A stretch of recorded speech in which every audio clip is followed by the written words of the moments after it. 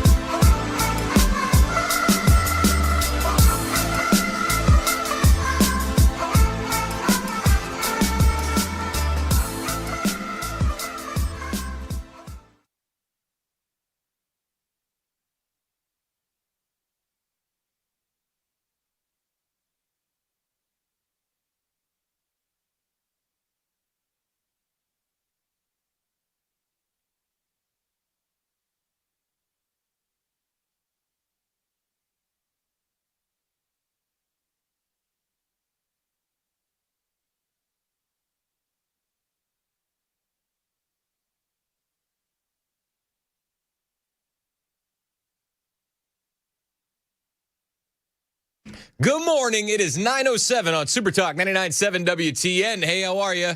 My name is Chris Hand. Show's brought to you by our friends at Better Water LLC, water filtration systems, water softeners, betterwater.com. You can listen to the Chris Hand Show anywhere, iHeartRadio, tune in, the FM dial. You can watch the Chris Hand Show as well. Super Talk TV is up and running. Facebook, Twitter, Twitch, YouTube, Rumble. Hit like, hit subscribe, hit share. Why would you want to watch a radio show on your TV? We'll have video for all the audio you hear. And as a special treat today, you're going to learn something right now at the same exact time that Mason, my producer, is going to learn something.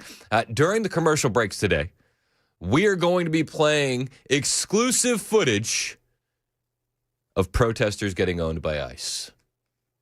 I'm so glad you give me warnings before we do this. I feel like it's more organic when we all learn together.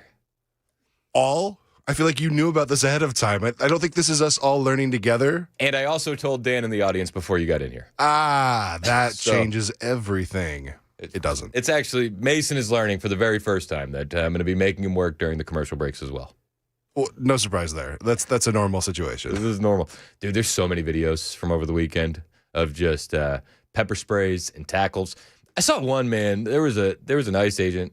They're wearing what, 40, 50 pounds of gear, and he's chasing this leftist who got the jump on him, had about 10, 15 yards, and it didn't matter. I mean, all the gear. This guy just boot scooting boogied and tackled this protester. So we're gonna have a lot of that during the commercial breaks, exclusively on the stream. There's a lot of swear words in these videos, as you would imagine. The leftists aren't exactly hinged, so we'll play those exclusively on the YouTube stream and Rumble during the commercial breaks here today during the broadcast. There was a lot of protests over the weekend. I had some friends out there at the protest. Bo Diddle and our friend Gabe were out at the protests over the weekend. They're going to be joining us tomorrow on the show to give us a firsthand account of what the protests look like. I will tell you this. I've never seen Bo have to wear like riot gear, and he was rocking riot gear. Wow. I'll also say this, and maybe I'm one of the only ones that noticed this, but like while there was violence and there was chaos, and you saw the Minneapolis police backing off, it didn't get as crazy as the Summer of Love yet. Yeah, there's still time.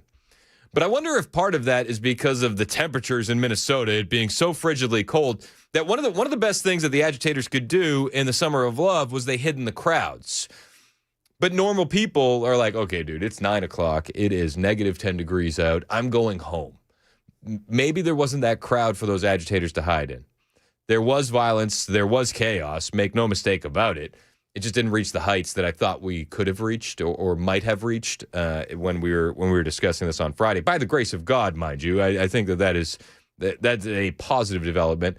But a lot to cover when it comes to Minneapolis. A lot to cover when it comes to the reaction over Minneapolis. You had Secretary Noem hitting the circuit over the weekend, talking to all sorts of individuals from Fox News to CNN. Fake Tapper was running cover for the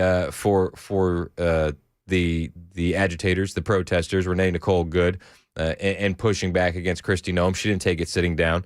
We also had some developments via Donald Trump on Iran, Venezuela, and Greenland. And that's where we're going to start today. We're going to start with Donald Trump last night. Busy weekend. Trump was at Mar-a-Lago. He's heading back to D.C. And on the flight to D.C., he says, yeah, we're going to take Greenland. And have you seen the reaction? Oh, we can't take Greenland. Well, what will we do? We can't attack a NATO. It's like we are NATO. We are NATO. The United States is NATO. Make no mistake about it.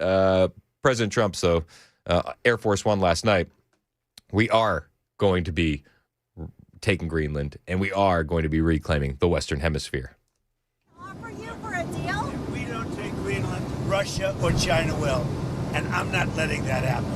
If we don't take Greenland, Russia or China will take Greenland, and I am not going to let that happen. Is there any deal they can offer you? Either like Yeah, sure. I'd love to make a deal with them. It's easier.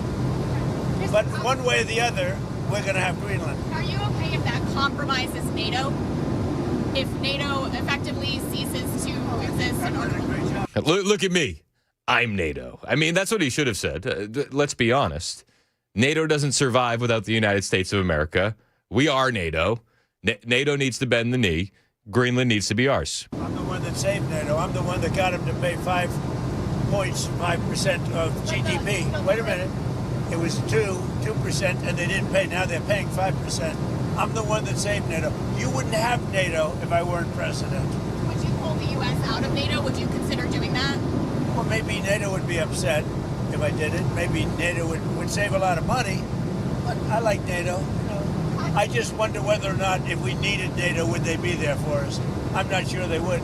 We spend a lot of money on NATO, and I'm not sure they would. But what would you say? Now, what's happened is, as you know, Sleepy Joe Biden gave $350 billion to Ukraine and got nothing for it. I got rare earth back. I got, I think, value back far greater than that.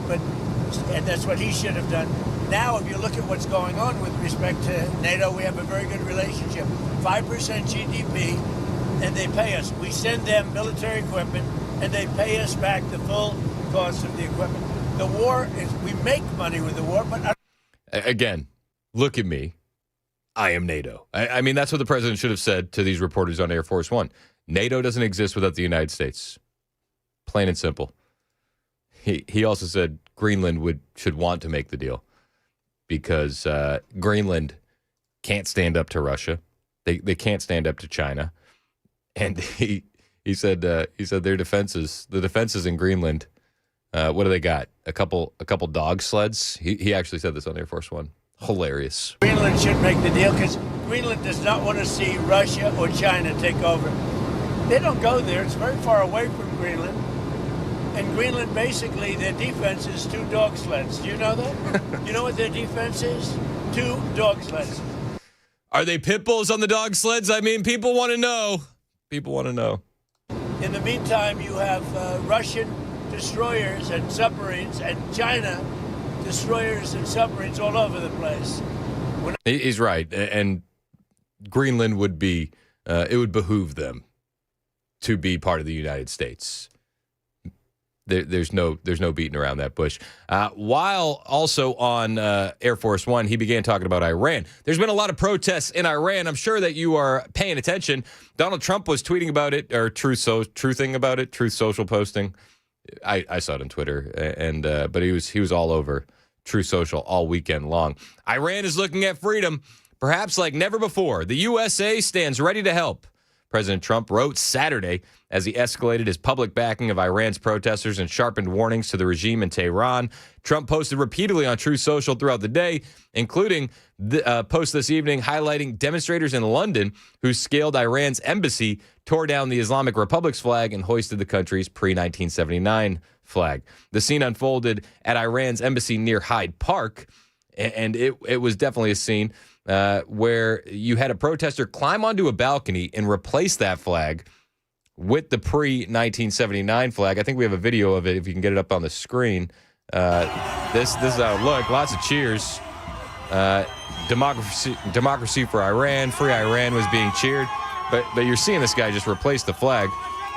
There was also protests in America, Los Angeles, where there was a scene that unfolded that was quite chaotic, where a U-Haul drove through the crowd. We'll talk about that a little bit later on. But this flag that you're seeing on your stream being raised, it was used during the rule of the Shah before the 1979 Islamic Revolution, and it remained aloft for several minutes before being removed as London police said additional officers were deployed and multiple arrests were made for aggravated trespass. Hours earlier, Trump declared that Iran is looking for freedom, perhaps like never before. Before that, Trump posted a message from Lindsey Graham, who was responding to Secretary of State Marco Rubio after Rubio stated the United States supports the brave people of Iran. In the post, Graham said, "This is truly not the Obama administration when it comes to confronting the Iranian Ayatollah and his religious Nazi henchmen while standing behind the Iranians protesting for a better life. To the regime leadership, your brutality against the great people of Iran will not go unchallenged," Graham wrote. "Make Iran great again." I don't really want to get involved in a regime change. And if I'm being honest, I bet you we're already a bit more involved than anybody is letting on, knowing that there are Mossad forces on the ground. There are probably CIA forces on the ground, too, helping with these protests. Does that make it less organic or more or not? I don't know. It's up to you to decide. But President Trump was talking about it, and he did confirm that he's thinking about military strikes after protesters were killed in Iran over the weekend. Oh, hang on one second. I got too many things running in the background. This is what happens when you get back from the weekend. You forget how to do things correctly. This is President Trump on Iran on Air Force One last night. To be some people killed that aren't supposed to be killed. These are violent. If you call them leaders, I don't know if they're leaders or just they rule through violence. But we're looking at it very seriously. The military is looking at it, and we're looking at some very strong options. We'll make a determination. Some of the protesters were killed through the stampeding. I mean, there's so many of them, and some were shot. We're getting a full report. I'm getting an hourly report, and we're going to make a determination. So he's going to continue to be briefed on it. He's going to make a determination. I don't think that President Trump is going to be jumping the gun by any stretch of the imagination, but we'll see what happens. During the same exchange, a CNN reporter was just absolutely taken to task by President Trump. Listen to this. Which options have you been briefed on? Are you meeting with senior officials? Are you meeting with your Are you asking me to say what will they do, where will we attack, when, and at what angle will we attack from? Are you considering I'm with the U.S. White House TV pool. I'm wondering, are you being briefed on options? I'm with CNN, sir. Why don't you just say I'm with CNN? And she says, I'm with the White House pool. Yes. And I say, what? You're with CNN. You're with fake news. Because CNN is fake news. Go. If you're not watching on the stream, you're missing the optics of Caroline Leavitt standing behind the president, trying not to laugh. I'm with the U.S. White House pool. Is that what you're doing now to get around to get around being from CNN? Are you? I wonder if she's just trying to get the question in so he answers it, or if she's actually secretly embarrassed that she's working for CNN. Could be both. Could definitely be both. Iran has called President Trump. A meeting is being set up, but President Trump says that they still could launch some strikes on Iran. This is big news and definitely something worth paying attention to. President Trump on Air Force One last night. They do. They called you? Yesterday. Is it still an option? Iran called to negotiate. Yesterday. The leaders of Iran called. They want to negotiate. I think they're tired of being beat up by the United States. Are you sharing any details on that call? Iran wants to negotiate, yes. Negotiate what? We may meet with them. I mean, a meeting is being set up. But we may have to act because of what's happening before the meeting. Right. But a meeting is being set up. Iran called. They want to negotiate. This is a big development. There's a meeting being set up between the United States and Iran. They want to negotiate. You heard a reporter there say, negotiate what? And that was my first question as well. It's not like we're in a war where we don't have to negotiate. What are we going to negotiate with Iran? I don't know. Your guess is as good as mine. But then he was asked, sir, do you think Iran takes your threats seriously? And he said, do you know who you're talking to? Do you know who you're dealing with? Again, this is one of those moments where you're not going to hear Caroline Leavitt, but if you're watching us on the YouTube stream, seeing her in the background tells a whole story on its own. Do you think Iran takes your threats seriously? I think so. Don't you think so, CNN? Don't you think so? Wouldn't you say that they probably do at this point? After going through it for years with me, being hit, Soleimani, al-Baghdadi, the Iran nuclear threat wiped out, don't you think, and then you just had Venezuela, don't you think, she says, CNN, do you think they take your threat seriously? Wouldn't you say they do after all of the things we've done? What a stupid question. There's nobody ever that's been like this guy, but I think he's right. That's a stupid question. Yes, I think the world takes President Trump seriously. I mean, did you see what the news was with Venezuela over the weekend? Did you see the directed energy weapons stuff? Did you see that? Oh my gosh, Caroline Leavitt tweeting it out as well.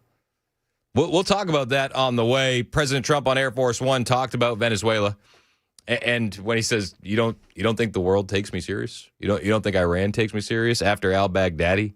After everything that the world has seen, they're not going to take me serious?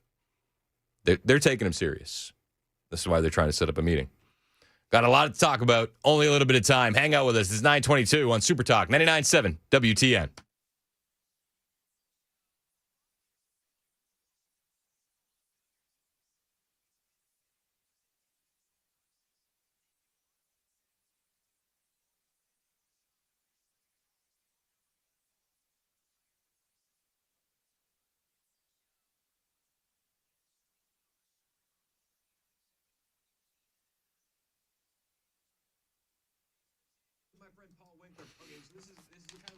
Hello. We are back on the YouTube stream. I promise you guys that we are going to be doing all sorts of coverage today during the commercial breaks of protesters getting owned. Now, this is just our first installment of protesters being owned, which I think that you'll enjoy very, very much. As you can see here on your screen, we have what appears to be a female version of the Joker, just judging by the green hair. She has decided to flee the ICE agents and DHS agents in Minneapolis. Okay, green-haired liberal. She doesn't get away, though. Again, she takes off running, but these guys, with all their gear, are much, much faster. So this is just number one of the commercial breaks that we'll have today of protesters getting owned. You ready for this? She's running, and got her.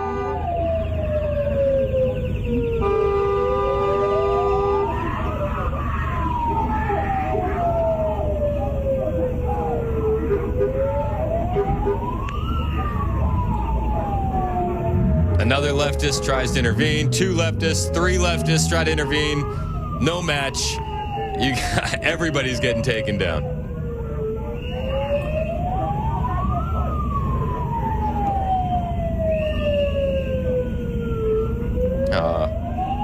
So sad. So sad. Cue Sarah McLachlan's In the Arms of an Angel. And she's back in the back of the squad car. Goodbye. Second leftist who was impeding, also being arrested. I'm assuming they're leftists. Haircut. The haircut says 1,000 words. It's just insanity. Let me do one more real quick. I think we got time for one more. This is a leftist who was doing what Renee Nicole Good was doing. She was blocking ICE operations with her vehicle. However, when the ICE officer gave her a legal order, she instead of driving a car at him, she just broke down in tears and wept uncontrollably. You ready for this? Why are you guys too. Now you're recording. Okay, good job. I love that. He said you can go to jail too. Oh, now you're recording. Good job. Great. Nothing is going to change here. Why are you guys too. Now you're recording. Okay, good job. I'm trying to give you a warning. I'm a girl. Trying to give you a warning, Okay. He said, I'm trying to give you a warning. She goes, I'm a girl. If there's anything I know about leftists, if there's anything I know about Minnesota, I think that we should maybe take that with a grain of salt. Maybe. I don't know. I'm a girl. I'm a girl. I'm a woman. Maybe. I don't know. Maybe. We don't see the leftists in the video. I'm trying to give you a warning. I'm a girl. Trying to give you a warning, Okay. I'm telling you. Okay. You keep following us, you're going to end up like him. You're going to get arrested. Okay? Go home. Are they with you? I don't know who that is. And he's off to go yell at another leftist. God bless that guy. God bless him. We'll be doing this during every commercial break as we can because there's so many videos coming out of the protests over the weekend. Hang out with us. It's Super Talk. Appreciate you guys.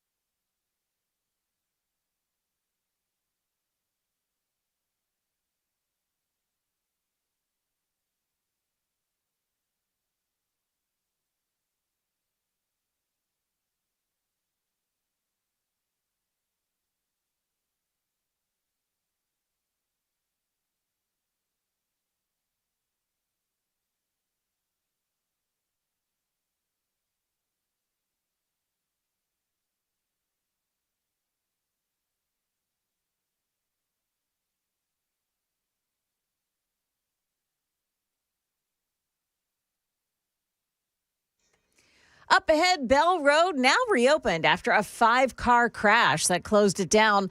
Also, help is on the way for the ICE agent who shot and killed a Minneapolis protester last week. Those stories at 9:30 on Super Talk 99.7 WTN. And later on in the show, I'm going to be talking about how that ICE official was completely justified.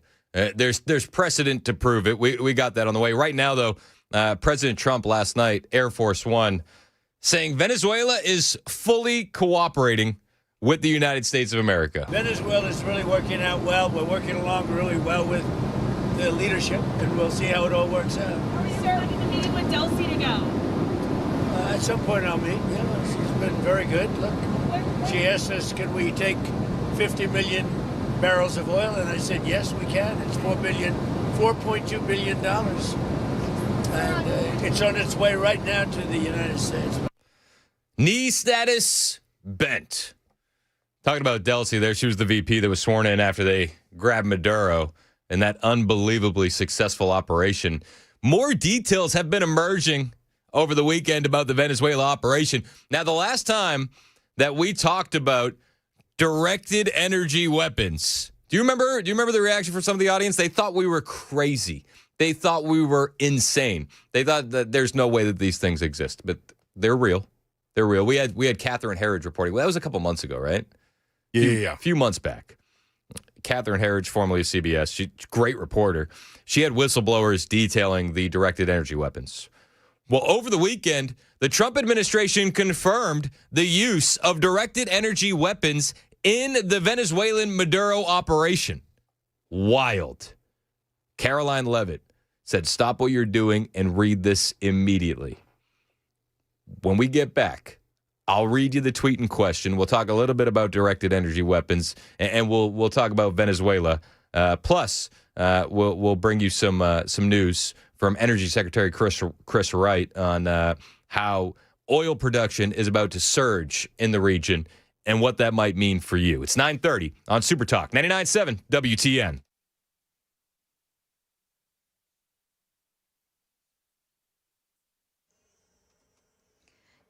Good morning. I'm Joan Jones with your top stories. Bell Road in Nashville appears to be reopened now after a 5-car crash early this morning. It had the roadway shut down on the westbound lanes for hours. Metro Police say 2 people were taken to Vanderbilt University Medical Center in critical condition. 1 person transported to TriStar Southern Hill with non-critical injuries. A school teacher in Decatur County is out of a job and facing some serious charges of child rape. That teacher worked at an elementary school. The sheriff's office says a PE teacher at Decaturville Elementary, Alan Maxwell, was arrested. He was placed on administrative leave and barred from all school campuses. The district says they are fully cooperating with the investigation. WSMV4's Danielle Ledbetter. Parents are told they should reach out to the sheriff's office if they believe their child may also have been a victim. DHS says roughly 1,000 additional ICE agents will be on the ground in Minneapolis today. That's in addition to the 2,000 agents already there. It comes after the shooting death of a protester, Renee Good, as she steered her car into an ICE agent last week. Meantime, hedge fund billionaire Bill Ackman has donated $10,000 to the GoFundMe for ICE agent Jonathan Ross. He was the one who fatally shot Renee Good. That fund was established to help him with the legal bills, and it now totals at $371,000. That is the latest news. We've got your weather next. I'm Joan Jones, WTN News.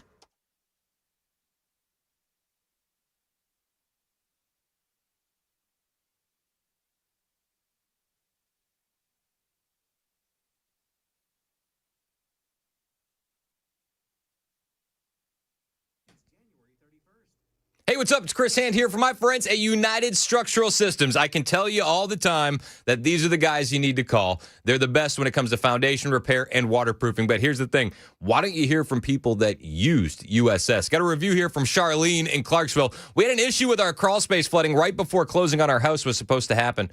They came out, promptly gave us a quote. They were fairly priced, very quick to get the project done when we needed it of them. It took 3 long days to do this project. Although I can't crawl in a crawl space, it looked great from the photos. The buyers are thrilled with the work, and we closed on time. Highly recommended if you need any kind of help for foundations or crawl spaces or waterproofing. If you've had some waterproofing issues with the rain that we had over the weekend, call the best. Call the guys that have been doing it since 1994.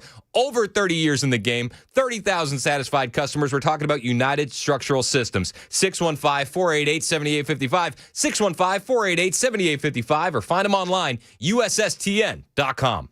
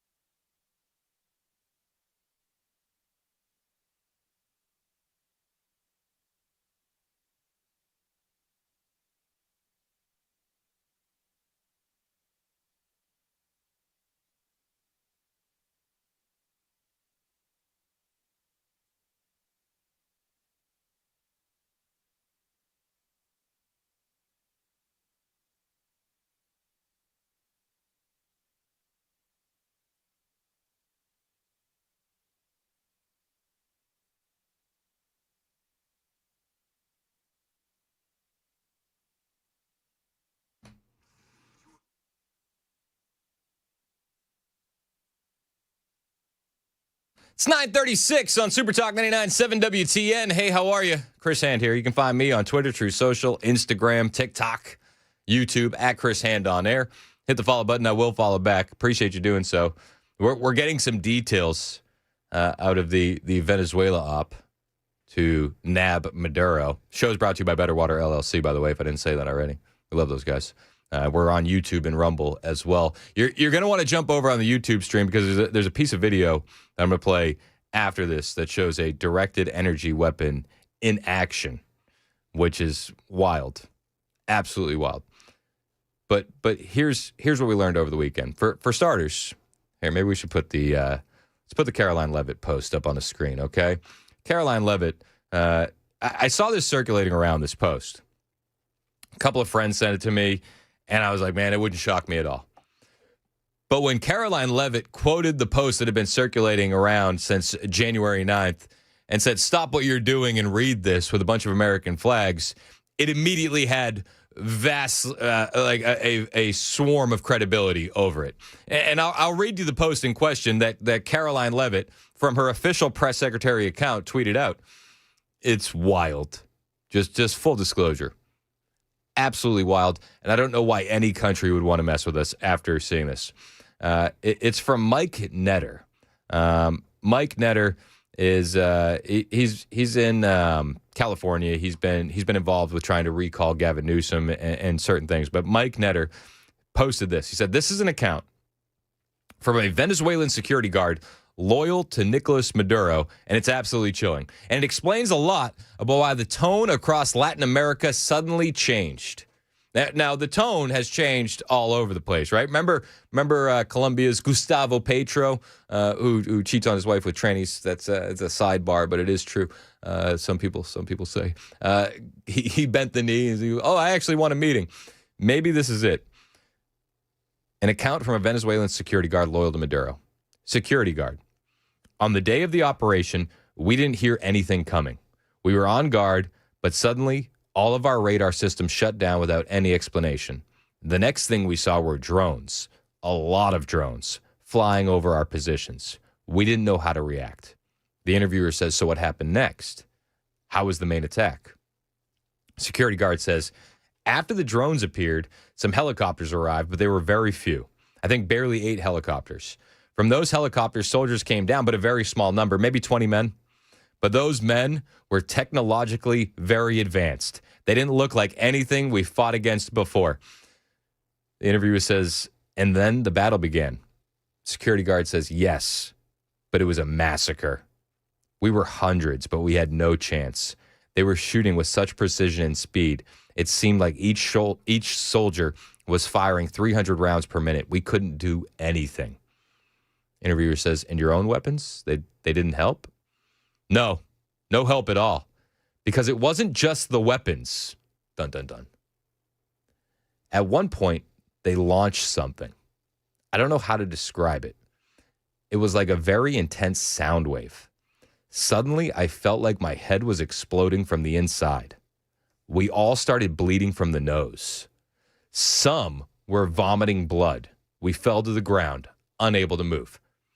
Now, again, without the cosign of the press secretary to the president of the United States, this seems like a far-fetched conspiracy. It seems like a science fiction novel, but it's not.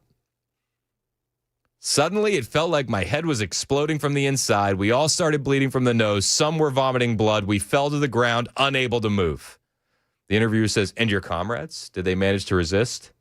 Security guard says, "No, not at all.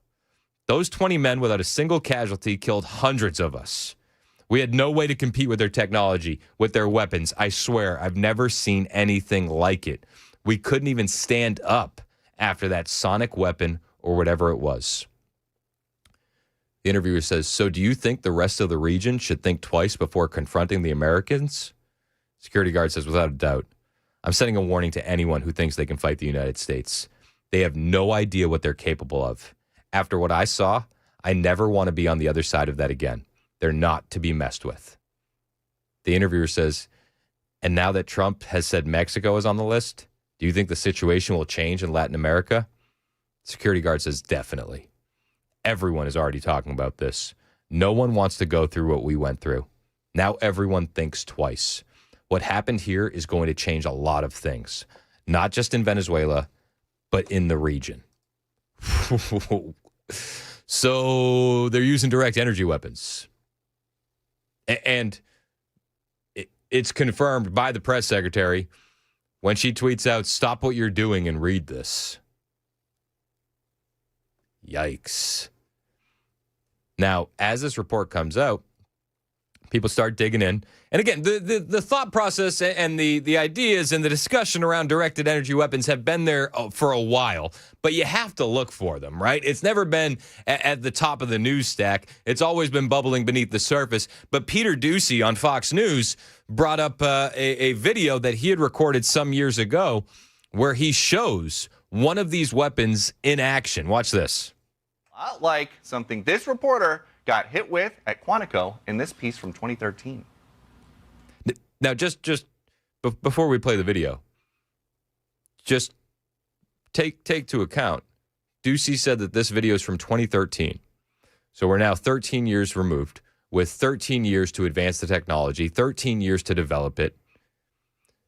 So it's gotten more efficient, more deadly, right? Like it's only gotten better. It couldn't have gotten worse. This video is insane. The military says the active denial system is not radioactive, it's not a microwave, and it's not a laser beam. It's instead a man-sized beam of millimeter waves that can be fired from up to 1,000 meters away that are designed to get the subject, whoever's standing on this X, really, really hot so that they move.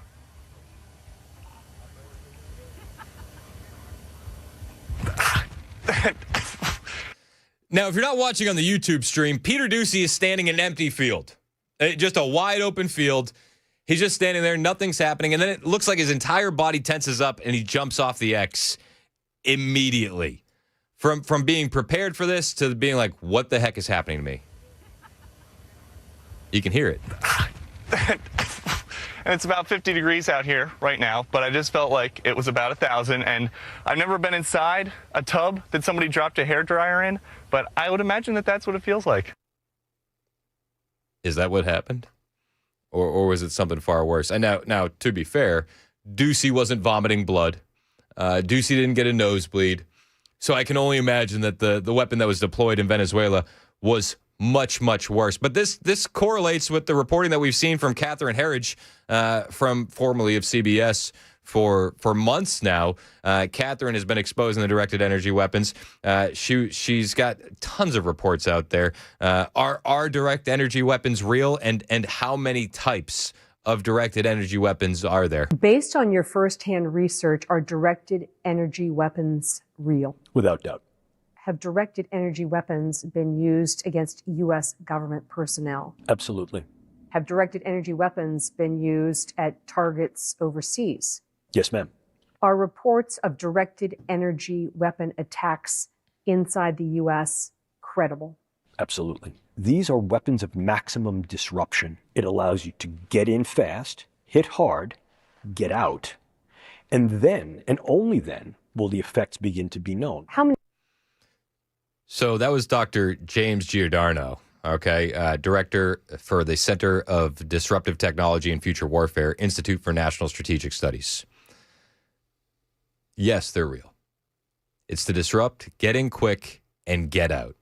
Sound familiar? It sounds a lot like what we saw in Venezuela, especially given the firsthand account of the Maduro security guard, the Maduro loyalist. How many types of directed energy weapons are there? How many types of directed energy weapons exist that have been used against U.S. government personnel? To my experience and from my analysis, essentially 3.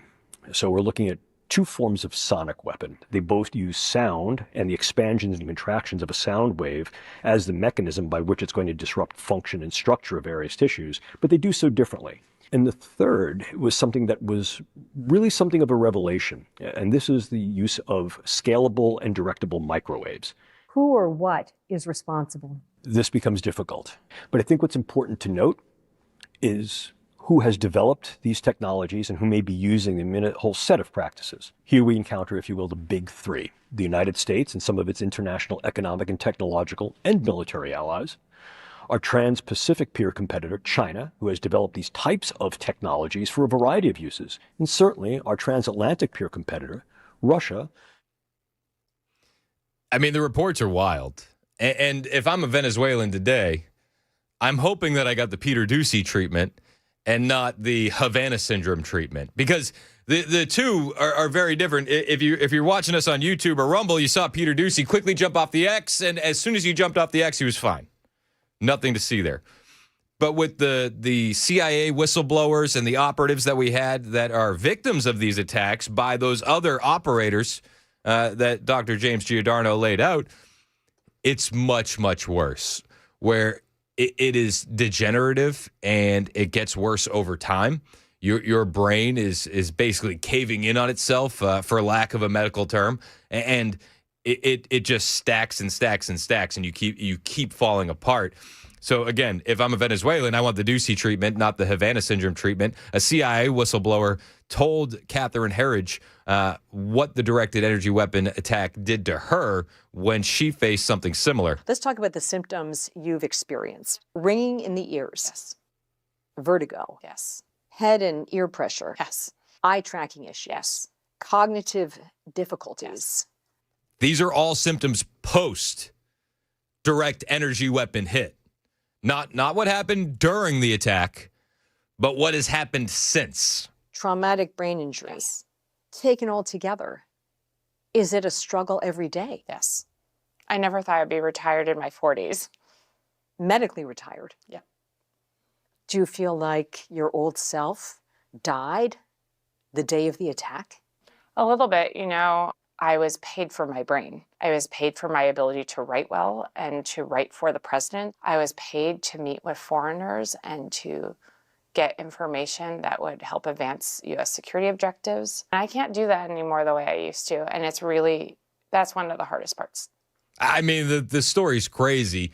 And when you saw how quickly things changed in the region after Maduro was captured, and then you couple it with the news of the weapons that were allegedly used, confirmed by the press secretary, it really does paint a bigger picture of what we're seeing in Latin America and how they're bending the knee to the Trump administration. And also, kudos to the Trump administration. If you have this tool in your toolkit, use it. And they did. President Trump confirmed over the weekend that Venezuela is caving to the United States. I think they all know that they don't want to play these stupid games and win stupid prizes.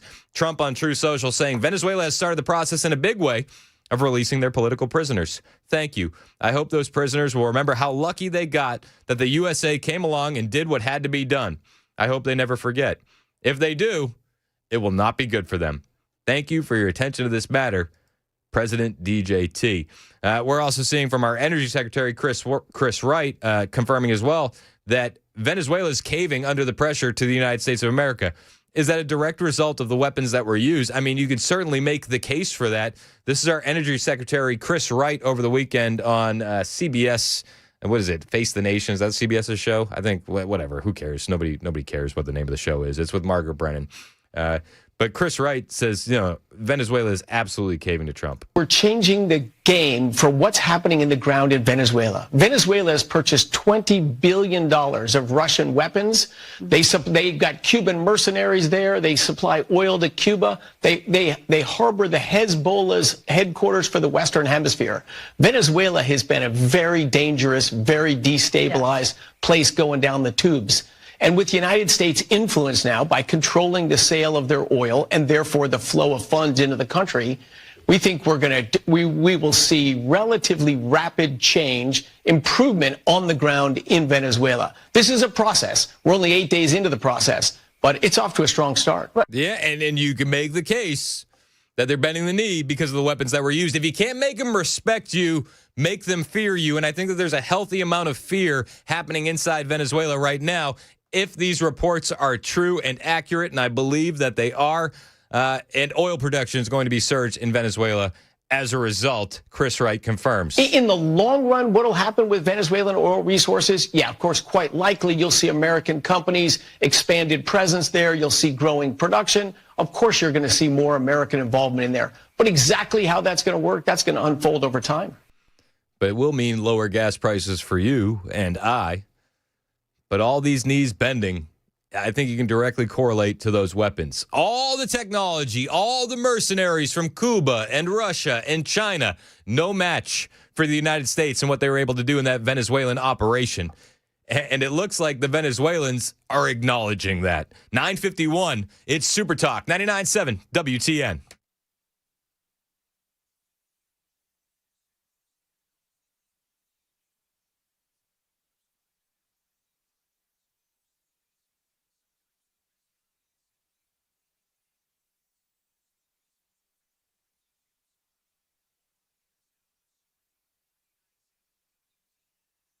Hey, what's up? It's Chris Hand for my friends at Busy Bee Plumbing, Heating, and Cooling. I felt a little weird last week reading the Busy Bee commercial and saying winter is here. However, today, it feels a little bit more accurate. January, February means cold temperatures, possible snow. Are you and your system ready?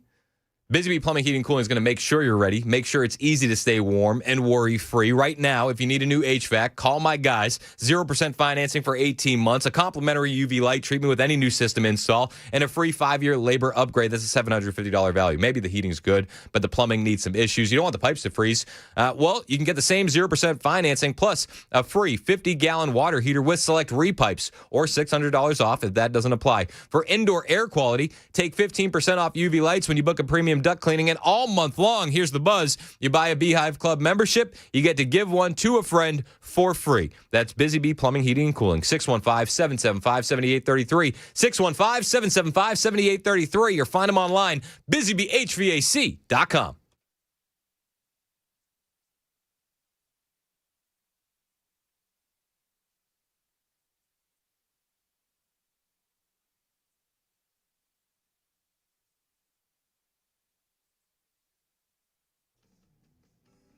All right, we're back on the stream.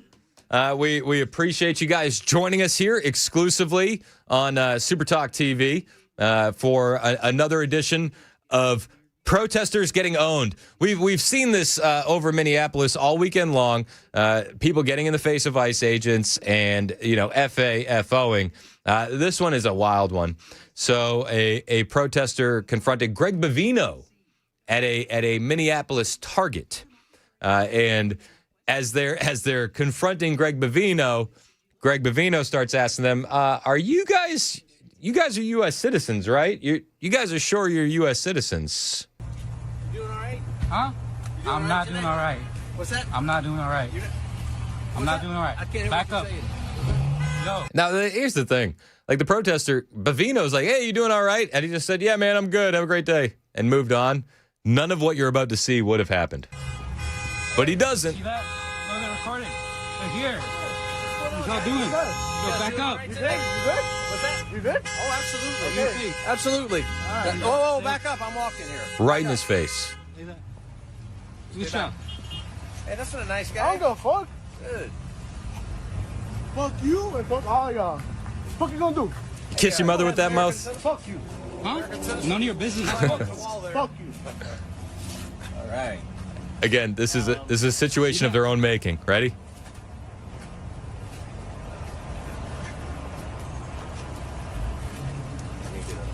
Greg's just chilling. You have plenty of time to walk away.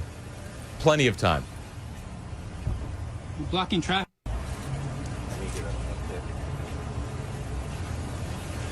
Could have left, bro. You're blocking traffic. Look at that. On the sidewalk. Don't you out, right there. Fuck every single one of y'all. Look at that. Just gonna get a pic. Hold on. Go ahead, take a pic right there. All right, let me get one of this guy here. Right here. Appreciate that. So we've seen the FA. We're about to see the FO. Hey, don't touch him. Don't touch him. What are you doing? Come on. Yo. I work here, bro. Yeah, he works. Not for long. Look at that. Fuck you. Fuck you. Or what? Fuck you. Look at that. Look, they're grabbing him. Look, they're grabbing him. Yo, let him go, let him go, let him go. And that's the end of the video. Again, how many opportunities did they have to leave that situation? They didn't have to even start that situation, but they did.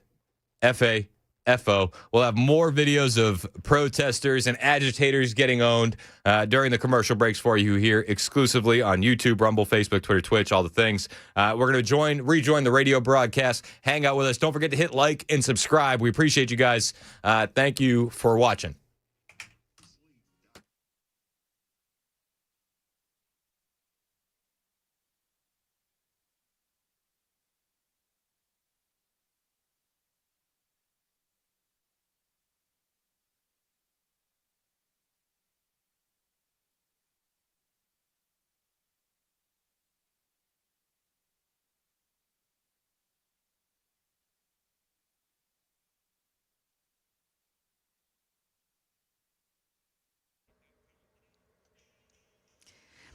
Up ahead, President Trump sets his sights on Iran, and PBS pulls the plug on one of its shows, citing a lack of taxpayer money to keep it afloat. That and more coming up at 10 o'clock on Super Talk 99.7 WTN. That's Joan Jones in the newsroom. Hey, how are you? It's Chris Hand. 9:57 on Super Talk 99.7 WTN. Joan's back. She sounds great, even though she's dealing with a debilitating Eagles loss. It's debilitating. From last night. It is. It's she's been having a tough go. It's embarrassing. They were embarrassing. They were. Terrible. They were. Listen, it was worth it to have San Francisco win just to not see Joan come in here in an Eagles jersey. Wouldn't it have been great? I even would have put the black under my eyes. I know you would have. Yeah, it I would know have been you would great. have. Oh, everybody would have loved it. All right, so just like the Democrats love Jake Tapper running cover for the agitators in Minneapolis, we would have loved Joan Jones wearing an Eagles jersey. Fake Tapper over the weekend had Kristi Noem on his show, and it really is just gross. I mean, you've all seen the video, right? The video has now been released. The cell phone video from the agent. Some people are calling it body cam footage. Some people are saying he was holding it in his hand. Maybe he had a holster on his jacket. I don't really know how he got the video, whether he was holding it or it was in a holster. It doesn't really matter to me. But seeing the firsthand video from the ICE agent changes all the dynamics in how we're attacking this narrative from the left. Now, we already knew the left's narrative was bovine scatology.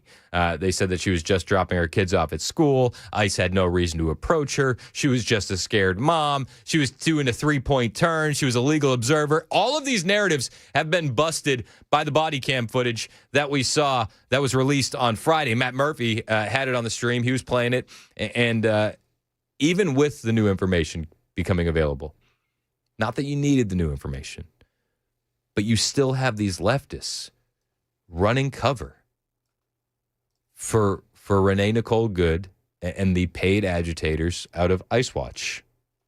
Was, quote, what happened was our ICE officers were out in an enforcement action. They got stuck in the snow because of the adverse weather that is in Minneapolis. They were attempting to push out their vehicle, and a woman attacked them and those surrounding them and attempted to run them over and rammed them with her vehicle. That's not what happened. We all saw what happened. It absolutely is what happened. Those officers had been out in enforcement action. A vehicle had been stuck. They had come to help get that vehicle out.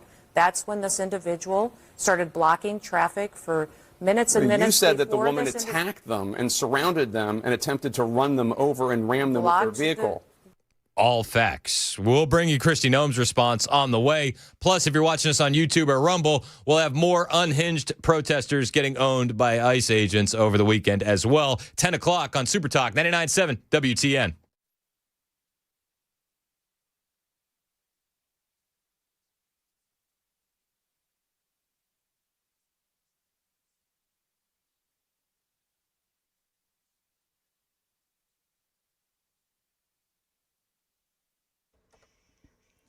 Good morning. It is now 10 o'clock, and I'm Joan Jones with your top stories. President Trump focusing now more on Iran as protests spread across that country.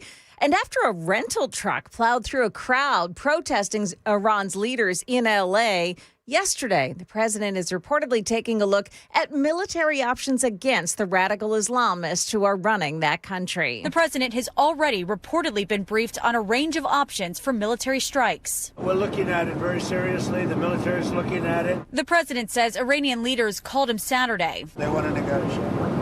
I think they're tired of being beat up by the United States. Iran has already threatened to target American and Israeli military bases if the U.S. intervenes. Any U.S. intervention could lead to the biggest political upheaval in Iran in more than 40 years. That's ABC's Nicole D'Antonio reporting on the truck that plowed through the crowd of protesters in L.A. There were no serious injuries, and the driver has been arrested. In Minneapolis, there will be even more ICE agents on the ground starting today. Here's Fox News' Matt Finn. DHS sources tell Fox up to 1,000 additional agents will surge the Minneapolis area. That's on top of the already 2,000 agents that are here.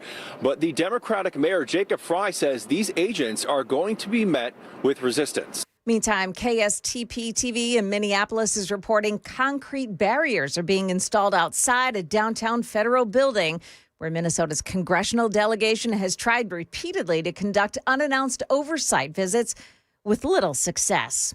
Here in Rutherford County, 2 people killed in a head-on crash on I-840 yesterday. It happened just before 11 o'clock. WSMV4's Danielle Ledbetter says the crash involved an Audi and a tractor trailer. An Audi lost control and crossed over the median into the westbound lanes on I-840 before hitting that tractor trailer. The driver and passenger of that Audi were killed in the crash. The truck driver was not hurt. He is not facing any charges. A road rage shooting on I-65 North about 8 o'clock last night. It happened around exit 82B. That's the I-40 East interchange. Metro Nashville police are saying the victim was shot in the head and taken to Vanderbilt University Medical Center. That person is in critical but stable condition. The shooter has not been identified. And that's a wrap. The PBS show called PBS News Weekend aired its final episode on Sunday after President Trump's spending cuts. Last week, the Corporation for Public Broadcasting announced that its board has voted to dissolve itself after 58 years as an organization, citing those spending cuts as a contributing factor. That is the latest news. Weather is next. I'm Joan Jones, WTN News.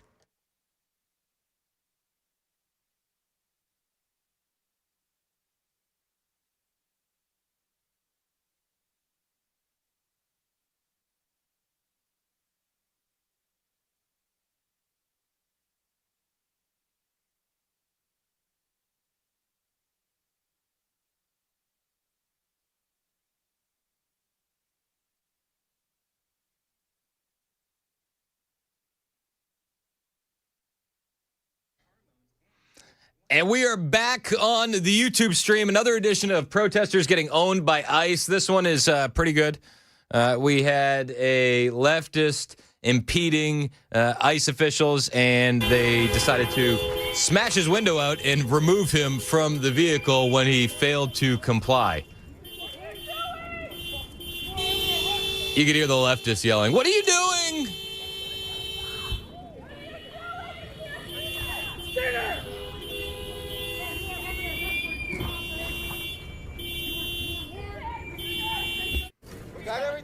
I feel like Sesame Street. Today's show is brought to you by the letter F, the letter A, the letter F, and the letter O. Everybody's filming. These are our neighbors, sir. These are our neighbors. You can pick up your car at the neighbor's tow lot.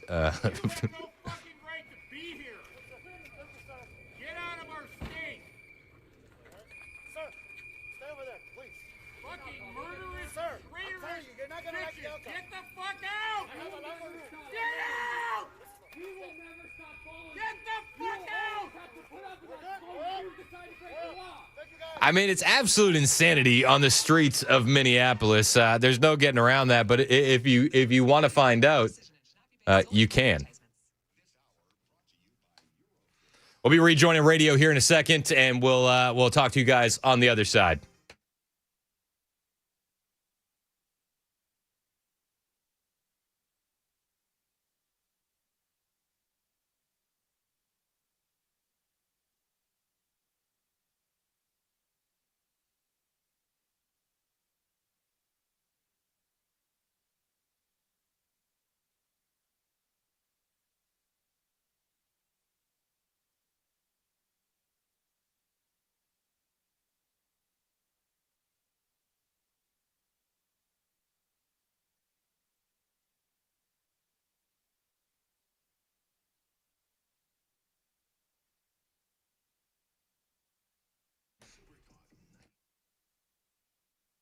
It's 10:06 on Super Talk 99.7 WTN. Hey, how are you? It's Chris Hand. Show's brought to you by our friends at Better Water LLC. You can listen to us anywhere, iHeart, TuneIn, the FM dial. You can watch the show. Super Talk TV is up on Facebook, Twitter, Twitch, YouTube, Rumble. Hit like, hit subscribe, share the show with your friends. It's free to subscribe. I know that word throws some people off. Subscribe. We're not asking for any money. It's free to do. And if just 10 dedicated members of our audience could create, I don't know, 100 to 200 YouTube profiles, we could really get those likes up. We're talking about what happened in Minneapolis. This has been the lead story all weekend long. I mean, there's no getting around it. I feel like we've talked it, left, right, sideways, and gone over just about everything. But as soon as you feel like you've said enough, the leftists in the news media say, "Hold my beer." Over the weekend, Jake Tapper found himself running cover for these lunatics attempting to stop ICE and impede and obstruct them with their cars. Kristi Noem, though, wasn't taking it sitting down, and she pushed back against Jake Tapper. This is how the exchange went on State of the Union. blocked the road for a long time and was yelling at them and impeding a federal law enforcement investigation. And that's what you need to focus on, Jake, is they were breaking the law by impeding and obstructing a law enforcement operation. They were breaking the law already, and these officers were doing their due diligence and what their training had prepared them to do to make sure they were handling it appropriately. You said within hours of her being killed, you said that she was a domestic terrorist. How do you define domestic terrorist? I mean, let me step in, Secretary Noem. I don't want to step all over you, but somebody who is using violence to advance political ideology. That would be that, right?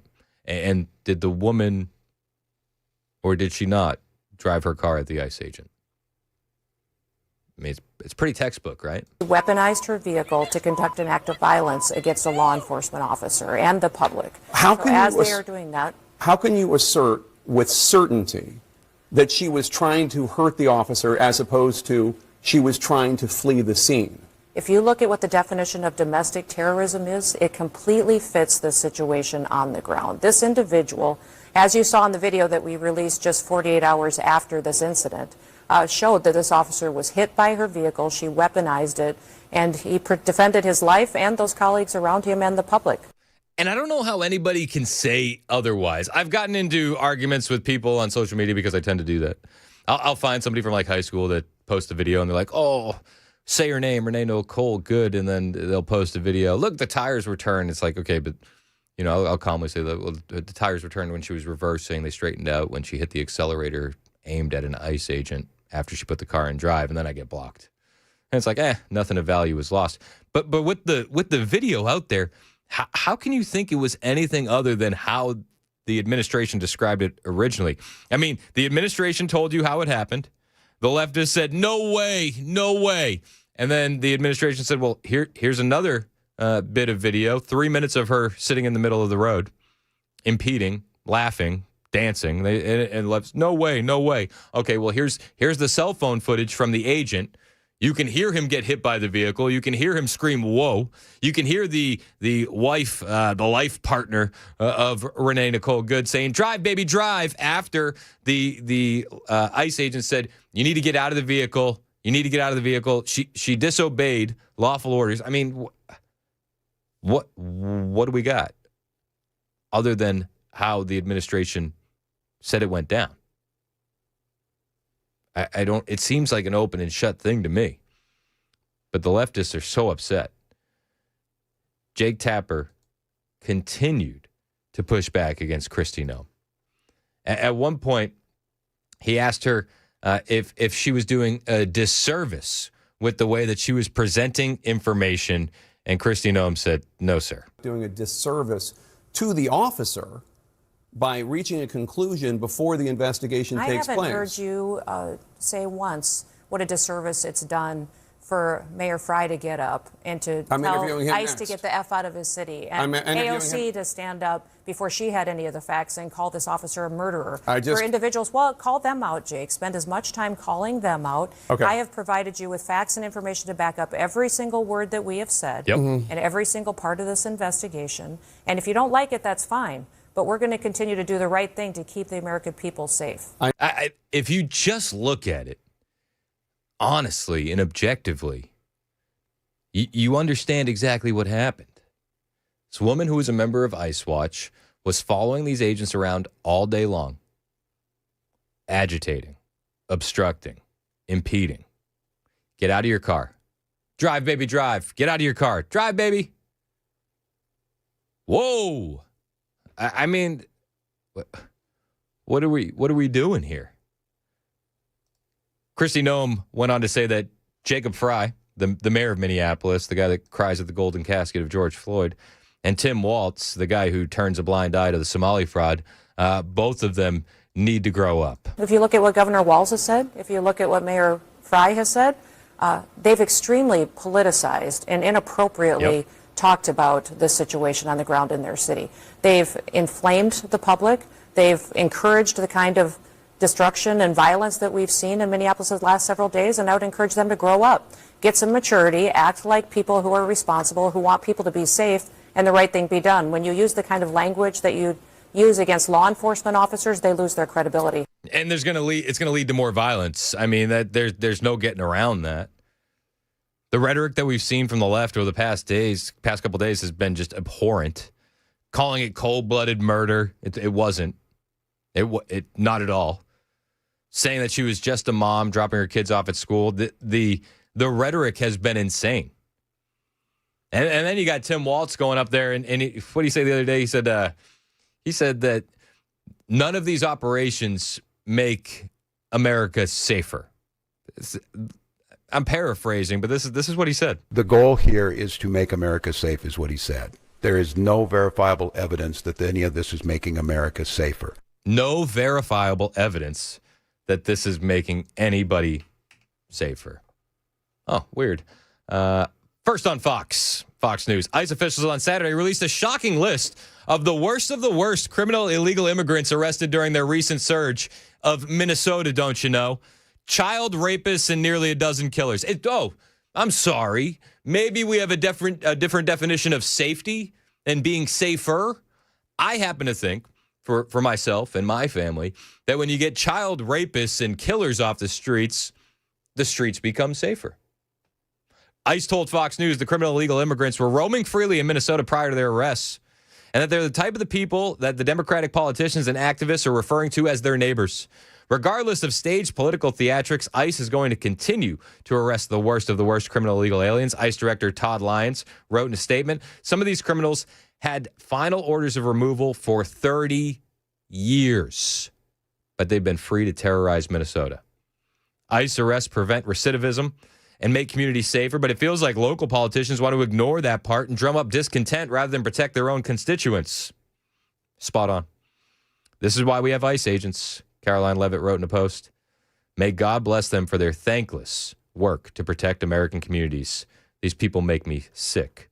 You ready for the worst of the worst? When Tim Walz says to make America, he says none of this is making America verifiably safer. That's his exact words. None of this is making America verifiably safer. The goal here is to make America safe, is what he said. There is no verifiable evidence that any of this is making America safer.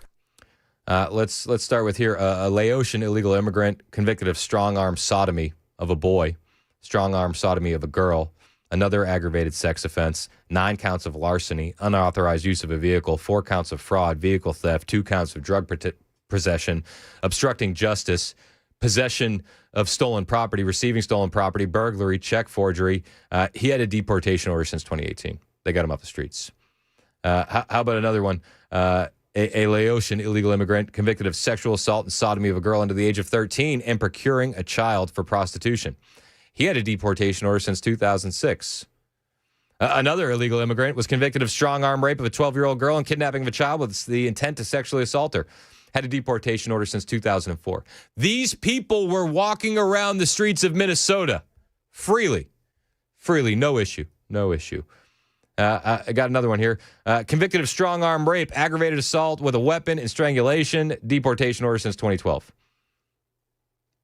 Another illegal immigrant convicted of rape and child fondling. Deportation order since 2003. Another illegal immigrant convicted of rape with a weapon, sexual assault. Deportation order since 1996. Another one was convicted of sexual assault of a child and DUI. Deportation order since 2016. Homicide, rape, 3 counts of homicide, convicted of homicide. We got another one convicted of homicide, 2 counts of homicide. I could go on and on and on. They released this list over the weekend. Tim Walz says, the goal here is to make America safe, is what he said. There is no verifiable evidence that any of this is making America safer. I feel like getting these people off the street makes America a lot safer. A lot safer. But that's not the goal of the Democrat Party. The goal of the Democrat Party is to keep these people in the country, have them be voters, and allow them to vote in these elections. We've seen what it looks like with same-day voter registration in Minnesota. We understand what the Democrats' game plan here is. Yet, they still continue with the narrative. They still continue with the leftist spin. Mayor Jacob Fry continued pushing lies over the weekend. On Meet the Press, Mayor Jacob Fry said that Renee Good was just trying to get out of there. Yep, they were trying to flee after a lawful order from an ICE agent. And while they hit the accelerator, there was an ICE agent in front of the car who had to take action in less than a second. In the immediacy following the shooting, you heard people from the Trump administration saying that the victim was a domestic terrorist. You heard that the ICE agent was acting entirely in self-defense. He was. Here's the thing. You don't need to take my word for it. You don't need to take their word for it. Watch the video. The ICE agent was not run over, as Trump stated. You had a person that was definitively trying to just get out of there. They were trying to leave the scene. That is not a person that's trying to run an ICE agent over. You have a person that is trying to protect our city, to look out for our neighbors. And by the way, there are 435,000 people throughout Minneapolis that are looking out for their neighbors right now because they understand the magnitude of this moment, and they understand that the endurance of our republic depends on us looking out for each other, and we're standing strong here in Minneapolis. Stunning and brave. Everybody clapped. Everybody clapped. The use of the term neighbors has been infuriating me. This is like one of the biggest talking points that you're getting from the left right now. They're our neighbors. We're looking out for our neighbors. Why are you taking my neighbor? Bro, if my neighbor was a convicted child sex offender or a convicted murderer, take him. By all means. I don't want that kind of a neighbor. Who would want that kind of a neighbor? Oh, well, you see from the video, she was just trying to protect her neighbors. Oh, really? Because, I mean, we have the video. Have you seen the video? I'm sure you've seen the video by this point. But there's no way that they can believe the crap that they are spewing. That's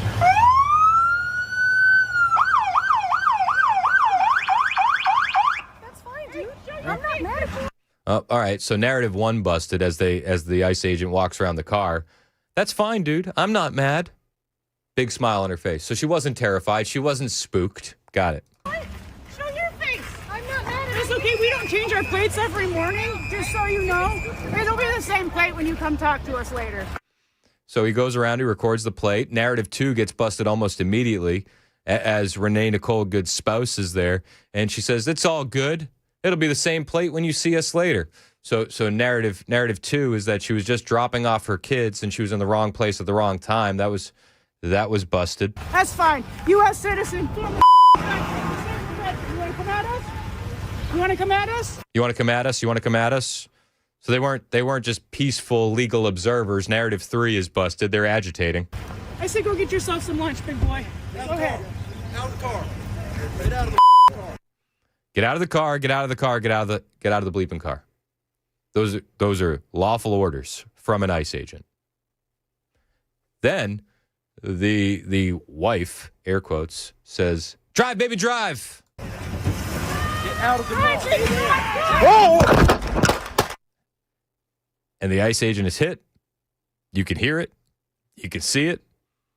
Shots rang out. I mean, from drive, baby, drive to shots being fired, it's about 1 second. Oh!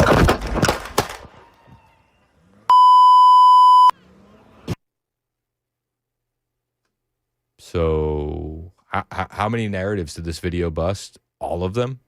Yet the Democratic leadership is still going on TV all weekend long, saying her name. Okay. I'll go back to what J.D. Vance said last week. Any loss of human life is a tragedy. Make no mistake about it. I do feel bad for her kids. They lost their mom. That sucks. It's awful.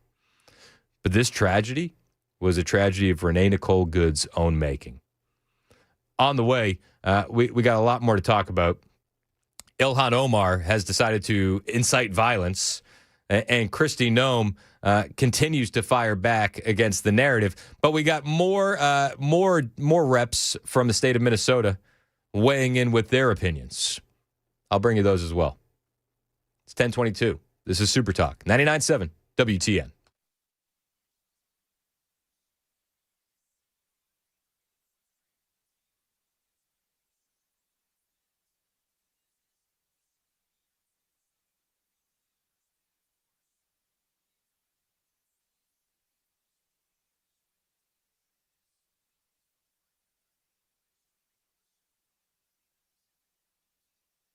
We are 12 days into 2026 and you're still living with pain. Don't do that. It's Chris Hand here for the Wellness Institute of Nashville. 2026 is going to be the year you get back to a pain-free life. If you're dealing with back pain, neck pain, sciatica, herniated or bulging disc, knee pain, you need to know about the Wellness Institute of Nashville.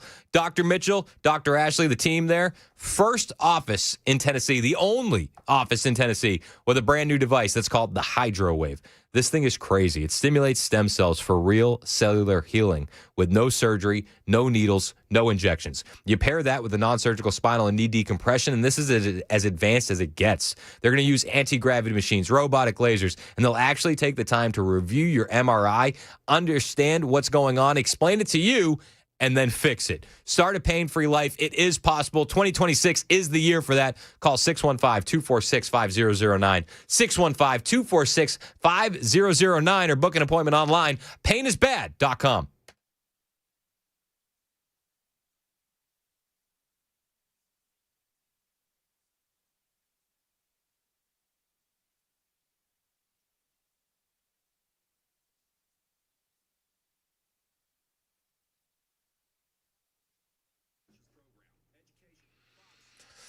Ooh, we're having fun doing it. Unhinged protesters. I mean, I guess I could listen. Maybe we'll do a little spoiler alert for the stream. You're not going to find a more unhinged protester than the one with the little shing, the little turban. Is that what? That's what Trump said, right?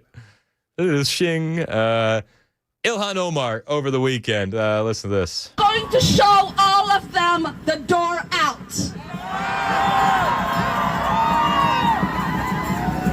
And we are going to make sure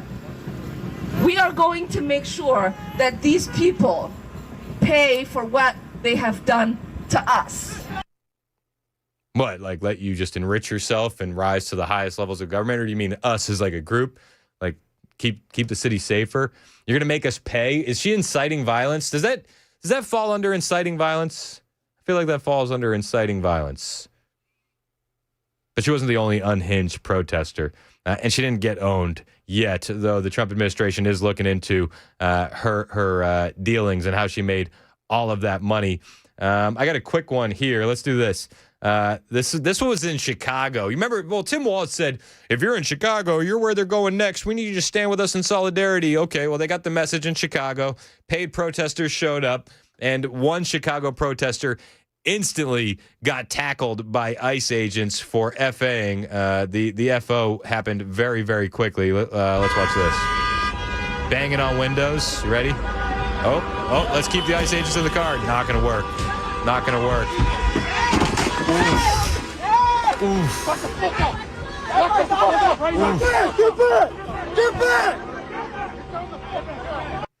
FAFO. That's what the show's brought to you by. We're going to rejoin radio. We'll see you guys in a second.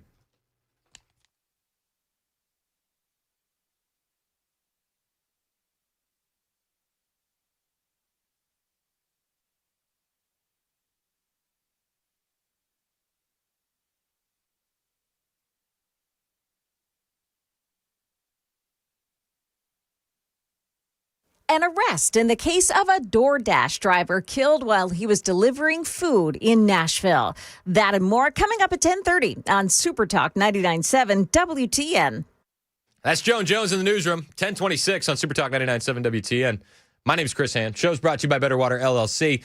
If you want to see any of the videos that we've played today or you're looking for them, you can text me. I'll send you the link, or you can find me on X at Chris Hand on air. Hit the follow button while you're there. I will follow back.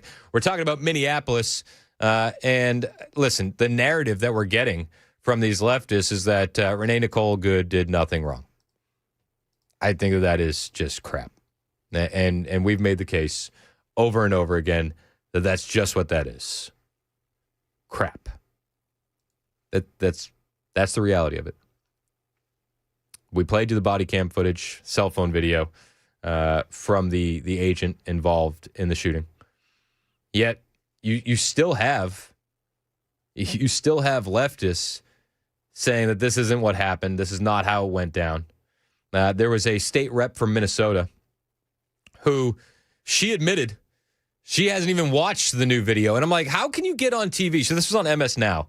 How can you get on TV and say that Renee Nicole Good was just a mom dropping her kid off, did nothing wrong, and then say, well, I haven't watched any of the new video that's been released. How, as an elected official, can you get up there and say, this is what happened, but I haven't seen all the details? What do you make of the way that they're developing this argument and crafting a narrative around this woman? Well, I mean, the federal government has just demonstrated over and over again that they cannot be trusted, that they're not interested in the rule of law, that they're not interested in the truth. I haven't seen the latest propaganda video from DHS. I don't care to. I don't believe that it's going to make me mistrust the evidence that I have seen with my own eyes, that I have heard from the mouths of my just incredibly distressed and traumatized constituents. So you've seen all the video except for the new video that was released, and you're not going to watch it because it's propaganda. Huh. Okay. How do people like this get elected? And if you're not watching on the stream, if you're not watching on YouTube or Rumble, you're missing this. But she looks like Danny DeVito as the Penguin in Batman Returns. Am I lying? Am I lying? I can't argue with it. Nobody's lying here. Maybe a little paler.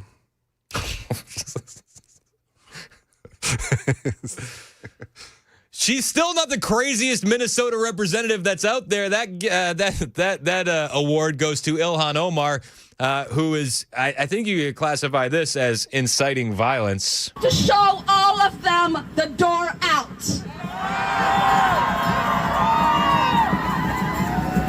And we are going to make sure that these people pay for what they have done to us. You're going to make sure these people pay, huh? I don't know. It sounds like inciting violence to me. That sounds an awful lot like inciting violence. 1030, Super Talk, 99.7 WTN.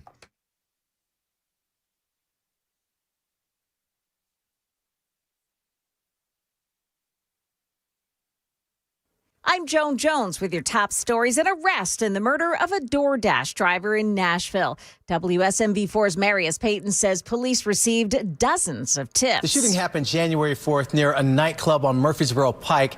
21-year-old Ataris Hogan was taken into custody Saturday.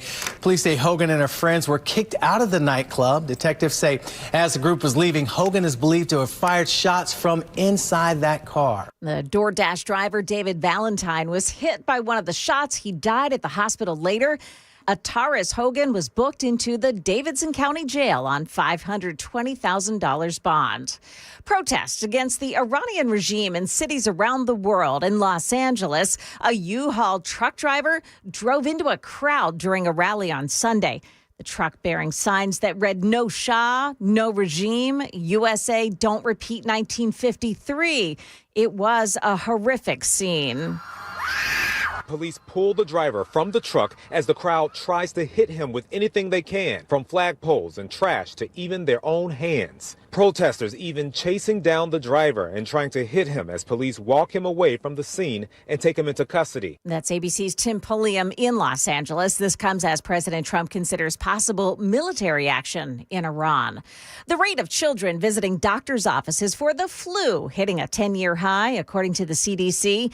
More than 18% of those visits were kids under the age of 4. Health experts say current annual flu vaccines are not perfectly matched with the new variant, but still provides protection against serious illness. Pharmacies reporting a run on tests. Demand for over-the-counter cold and flu medications and at-home testing kits jumped 155% over the last 3 weeks, according to data from Walgreens. Nationwide, there have been at least 15 million reported illnesses, up from 11 million just a week ago.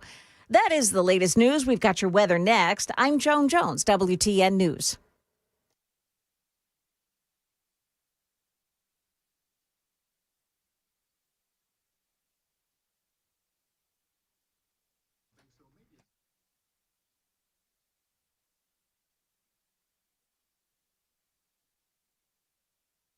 Hey, what's up? It's Chris Hand here from my friend Aaron Parker over at Parker Safes and Vaults in Shelbyville. If you're a gun owner in Middle Tennessee, securing the firearms is not optional. It's part of being responsible. And a real safe is going to protect even more than just the guns. That's where Parker Safes and Vaults in Shelbyville comes in. They provide heavy-duty fire-rated safes that secure rifles, pistols, ammo, optics, but also jewelry and photo albums and heirlooms, you name it.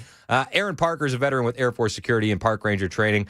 He and his sons do the deliveries, the installations. They service themselves, discreet, careful, professional. They review every safe that they have in stock on their YouTube channel. Just search for Parker Safes and Vaults on YouTube. Decide before you even hit the showroom what safe is right for you. And then when you get in there, Aaron can break it down and get it to your home so quickly. 931-842-6445 is the number to call with any questions you may have. 931-842-6445, or you can find them at parkersafes.com.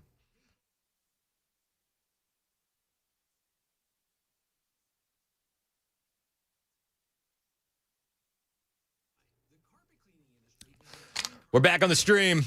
All right, so I know we were doing unhinged protesters, but I do feel the need to to do a side-by-side real quick, okay? Can we do a side-by-side? This is Rep. Aisha Gomez from the video we just played a little while ago. She's a Minnesota State rep, so she's not watching the new videos, the propaganda videos, okay? So everybody see Rep. Aisha Gomez, right? You see her? Mason sees her. I got the nod. Here is... This is Danny DeVito as the Penguin. So, spot the difference. Can anybody? Corporate said they're the same picture. It's the same picture. I'm sorry. That's the same picture.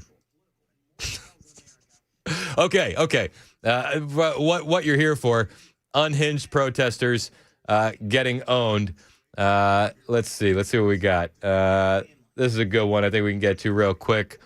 Where did this one happen? This happened in Minnesota. A leftist was trying to block federal agents from their vehicles, and you'll see what happens.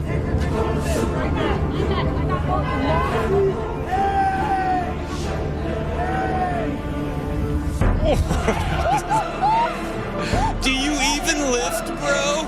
Do you even lift? I love the music. So good.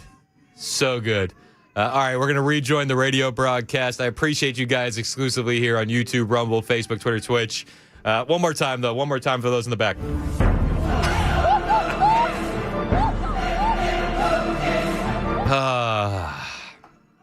We'll see you on the radio side.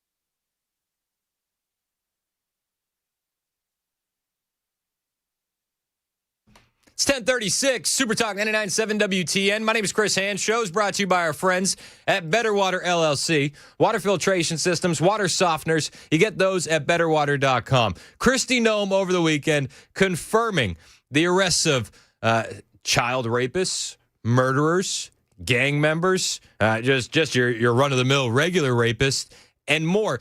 And I think it's important to point out, this is what Tim Walz, Jacob Fry, Ilhan Omar, the Democrat Party is defending when they're trying to get out there and block ICE agents. These are the neighbors that they tell you about that they need to protect. We would love that. These sanctuary cities, such as Minneapolis, are extremely dangerous for American citizens. And Jake, since we've been there, we've arrested dozens and dozens of murderers and rapists, individuals who have assaulted children and sodomized them. We just released a whole list of individuals just in Minnesota that we've arrested since we've surged personnel there, and it's incredible. So we would love it if the Minneapolis Police Force and the governor and the state police department would partner with us to help us do this work. Yeah, I mean, they should be partnering with them. And a lot of people have been up in arms that, Tim Waltz and Jacob Frey, up in arms that they don't get any information on what ICE is doing in the area. It's like, yeah, because you guys don't want to cooperate. ICE doesn't have to do these operations in the streets. They want to do them in the jail cells. It's safer for the illegal alien. It's safer for the officer or the agent. But Minnesota doesn't want to comply. It's a sanctuary. They're a sanctuary state, sanctuary city. It's crap. And we get this rhetoric. Even though we're getting rapists off the street, we're getting gang members off the street, we're getting child rapists off the street, we get this rhetoric from the left that ICE is the Gestapo, ICE is Nazis. Tom Homan was on Fox News on Sunday. He said, if the rhetoric continues, you're just going to see more bloodshed in the streets. And I fear that he's right. There are already 2,000 or so federal agents in Minneapolis for this massive crackdown that's tied in part to this ongoing probe of alleged Somali fraud. Fox is told that about 1,000 more Border Patrol agents are going to be heading there to assist, basically free up HSI officers. There's also this growing network of local residents who are tracking ICE movements and warning people about them. ICE Watch. Renee Good was part of ICE Watch. And schools in the area are being given the option of remote learning for the next month because of how hot the environment is getting. Yeah. Are you concerned about what we're heading toward? And what do you say to those officials like Mayor Frey, who's accused the administration of just looking for an excuse to invoke the Insurrection Act? It's ridiculous. Bottom line is they don't have to shut schools down. They can't give me one example where ICE has walked into an elementary school or a church or hospital. It's ridiculous. No, but they've spread fake news about it. So since they've spread fake news about it, leftists believe that it actually happens because they don't have any time to fact check or they just don't seem to care. And all this false narrative that they're pushing, it's just going to double down on hate against ICE. For instance, calling it a murder, the mayor calling it a murder. The hateful rhetoric has caused a lot of this violence. I said way back in March, if the hateful rhetoric doesn't decrease, there will be bloodshed. Unfortunately, I was right, and it's not over. Mm-hmm. There will be more bloodshed unless we decrease the hateful rhetoric. He's right. He's right. And I saw a video over the weekend of just an absolute lunatic in Minneapolis threatening bloodshed. A leftist lunatic calling for arms. You got to hear this. With no cause and murdering people for trying to flee and for obeying a command to leave the area and then shooting her in the face like that after she drops her kid off at school. We have to show up with guns. We have to. There's no other way around it. I don't care if I don't have a Minnesota carry permit. I'm unarmed right now, but this is the last time I show up to face these guys without a weapon. There's no way. I got shot with a pepper ball 5 minutes after walking in here. I never laid a finger on them. I never raised a hand to them. I've only been using my voice. The time for speaking is over. The time for niceties is over. The time for peace is over. The time for peace is over. I'm not coming back without a gun. I don't have a Minnesota carry permit. Direct calls for violence. This uneducated just mouth breather of a man. He has no idea why he had a pepper ball fired at him. No idea. This is what we're dealing with. These low IQ individuals are now they're gonna ratchet it up. Why? Because of the rhetoric that we're getting from the Democrats. Because of the rhetoric that we're getting from the mainstream media. I mean, dude, it was just over the weekend. Doc Rivers, the coach for the Milwaukee Bucks. Nobody cares about you, Doc. And he says, "Oh, that was a murder. That was a straight up murder." The Minnesota Timberwolves went out there and they were wearing knit caps during the national anthem. They had their hair dyed. They had little septum piercings in, channeling their inner Renee Nicole Good. This kind of stuff is going to lead to more violence. It's going to get worse before it gets better. This uneducated, insane person is just one of them. There's a lot of guys like this. A lot. I'll play another video, or I'll play the rest of this video where he starts cursing during the commercial break. exclusively on the YouTube and Rumble stream. This guy's a nut, an absolute nut. Meanwhile, conservatives are not calling for violence. We're going to be reactive in this situation, and ICE will use force where necessary. Like, I don't know, if somebody drives a car at them. But I digress. She was just dropping her kids off at school, he says. Again, just lapping up the narrative by these politicians in the mainstream media. It's gonna make everybody less safe. It's insane. This guy is insane. He should be locked up. That's a threat. 100%. Tom Homan went on Meet the Press and talking with Kristen Welker. He just for everybody not paying attention in the back, he'll go on the legacy media channels that the leftists listen to try and explain to them one more time exactly what happened. I mean, he was under attack once with a vehicle, so certainly, and like I said earlier, it's totality of the circumstance, just of that prior incident. But the environment right now with the threats against ICE officers have been shot at. They've had Molotov cocktails thrown on them. They've been doxxed. They've been, again, assaults up over 1,300%. Threats alone up 8,000%. And you're in a situation with this lady where it's impeding and interfering already. He's in a dangerous situation. And again, I want people to understand this. Put yourself in his shoes. Yep. Put yourself in his shoes where he's in that environment. Assaults against ICE officers, all-time high. Yep. You have a vehicle that is pointed toward him and accelerates toward him. He has a second to make that decision. And I truly believe, and again, this will come out in the investigation, that in his mind, he feared for his life and he took appropriate action. And that, and according to federal law, that's a legitimate response. And even according to Minnesota law, Minnesota state law even talks about a vehicle coming towards you and your right to defend yourself. This officer, I think in his mind, did the right thing to save his own life and life of others. He nails it. And I love that he brought up Minnesota law, too, because that is on the books. You can't do that and expect not to be shot. If any one of you in your car right now listening decided to drive at a police officer or an ICE agent, you're probably going to get shot. It's not a good idea. It's not advisable to do. And everybody knows it. Yet the left and these politicians continue with the narrative. Abby Phillips, on Friday night, she had Scott Jennings on the show. Abby Phillips, her case that she's trying to make is, well, don't you think that she was just trying to escape? This is what Abby Phillips said. She said, don't you think, Scott, that she was just trying to escape? It's simply not. Do you really think that her intention in that moment was to run that officer over? I mean, I think her intention was to move the car forward with a law enforcement officer standing in front of it. Do you think that she meant to try to kill him? I mean, I don't know, Abby, and I wouldn't have any way of knowing. Don't you think that is extremely important? All I know is that. I mean, Scott, don't you think that is extremely important as we try to understand what was going on here? I think if you're gonna actually no, if you're gonna say she was trying to kill him, you're basically saying she intended to kill him, and I asked you just point blank, and you wouldn't say that. So was she trying to kill him or not? Well, I think if you're behind the wheel of a 4,500-pound automobile and you gun it towards another human, well, she didn't gun it. She turned the wheels to the right. Can we just say this? I know you're trying to. How many people have done this? She hit the guy in the leg. This is not normal behavior of a woman. How many people gun a car at a law enforcement officer? Hold on.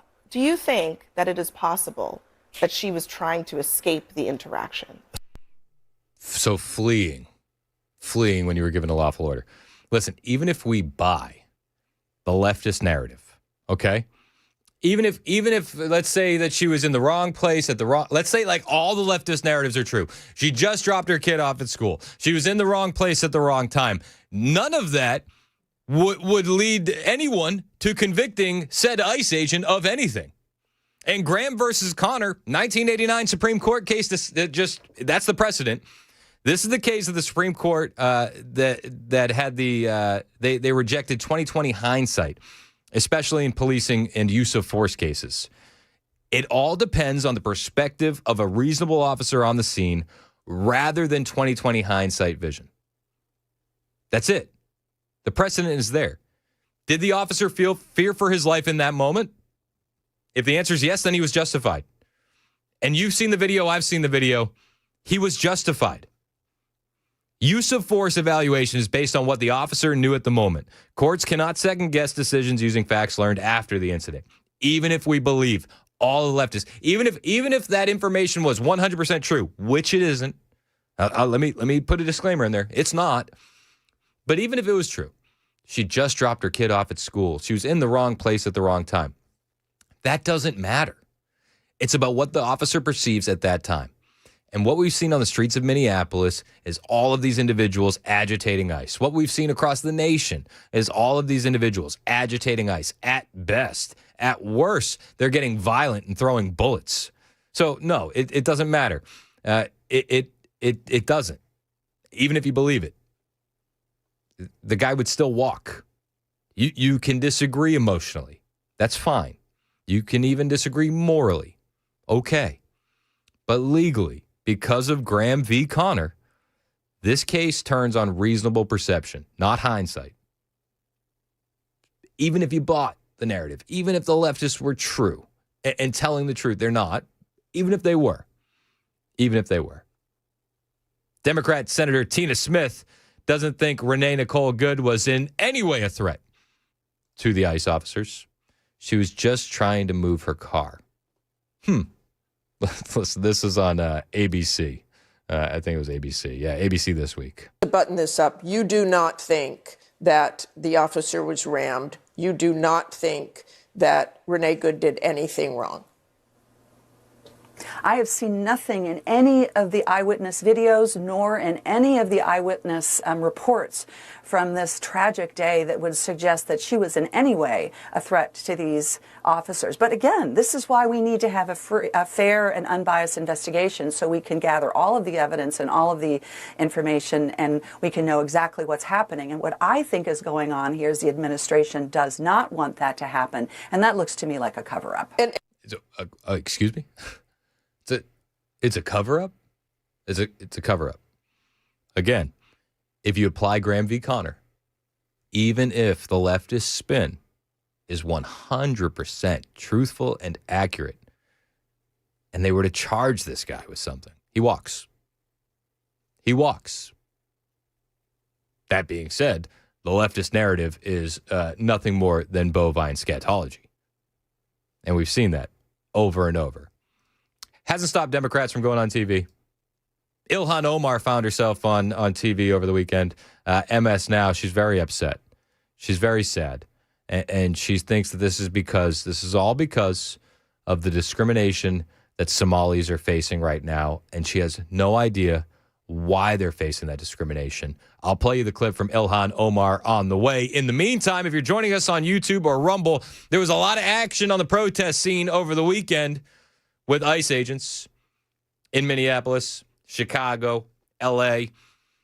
And with that action comes protesters getting absolutely owned. So if you want to see a video of protesters getting absolutely owned by ICE agents, join us on YouTube or Rumble. When we jump into the commercial break, I'll play that video exclusively on the stream. It's 10:51. This is Super Talk 99.7 WTN.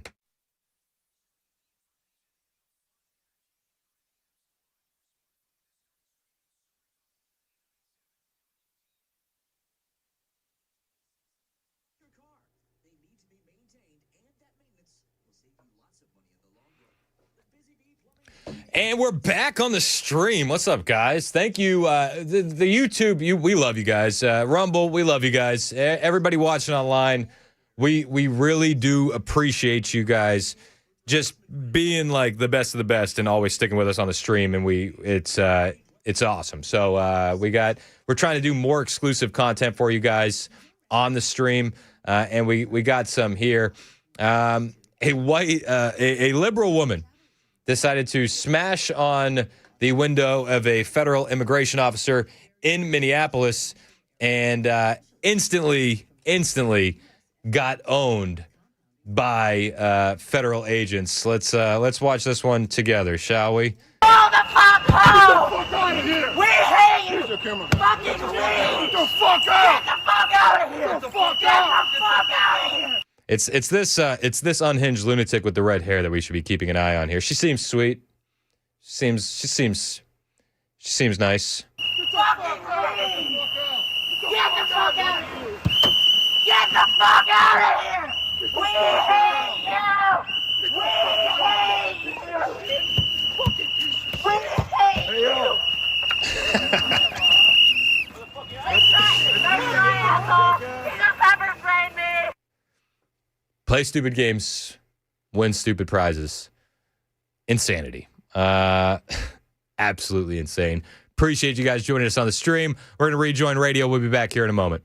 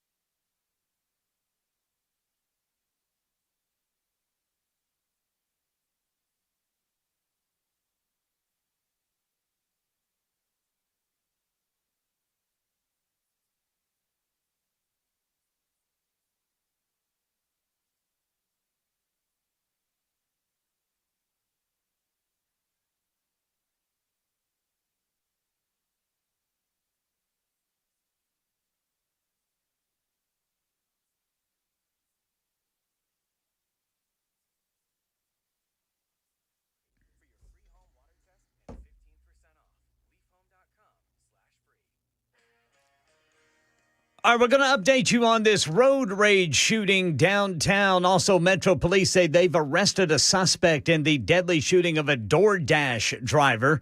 And a drug commonly known as pink cocaine is making the rounds. That's coming up at 11 on Super Talk 99.7 WTN. Pink cocaine, you say? Pink cocaine. Interesting. I'll be listening to the news with Ken Weaver coming up at 11 o'clock. It's 10:56 on Super Talk 99.7 WTN. My name is Chris Hand. Hey, how are you? Show's brought to you by Better Water LLC. Water filtration systems, water softeners. You get those at betterwater.com. We got Josh Tifo in studio, Senior Director for Turning Point USA, Turning Point Action. What's up, Josh? Living the dream, Tifo Monday. Tifo Monday. You're gallivanting around the country this week. I've got to speak in Florida tomorrow, so Tifo Tuesday will unfortunately have to be paused for another week. That's okay. That's okay. We're looking forward to the conversation today. Have you been paying attention to what's going on in Minneapolis? It's been slightly disturbing, although I will say I love how the national reaction has been so different than what we saw back in the BLM days because we have free flow of information. Yep. Because Elon liberated X and because we have some semblance of free speech in the country digitally, most people, they see the video and they're like, okay, yeah, this is not worth burning my own city over. Yeah, I also think there's an element of the fact that it's so cold right now that while they want a winter of love, one of the benefits of the summer of love was you had actual protesters out there that you could blend into the crowd with. I think normal people are like, okay, dude, it's freezing. I'm going home. It makes me think of the crime stats in Chicago. So murders fall off a cliff in the winter in Chicago because these guys are like, ooh, I don't like that guy. I want to whack him. But it's 0 degrees outside. So your day's coming in April. In April, I'm going to get you. Except when you actually happen to be a MAGA supporter. Then you wait around in the cold just waiting to find a black guy like Jesse Smollett. Because this is MAGA country. It's MAGA country. I saw a video of a protester, and I want to get your reaction to it. She brought a little teeny tiny baby with her to the protest. Couldn't be more than 18 months. I mean, they're in one of the front carriers, like, the backpacks for babies, but it's in the front.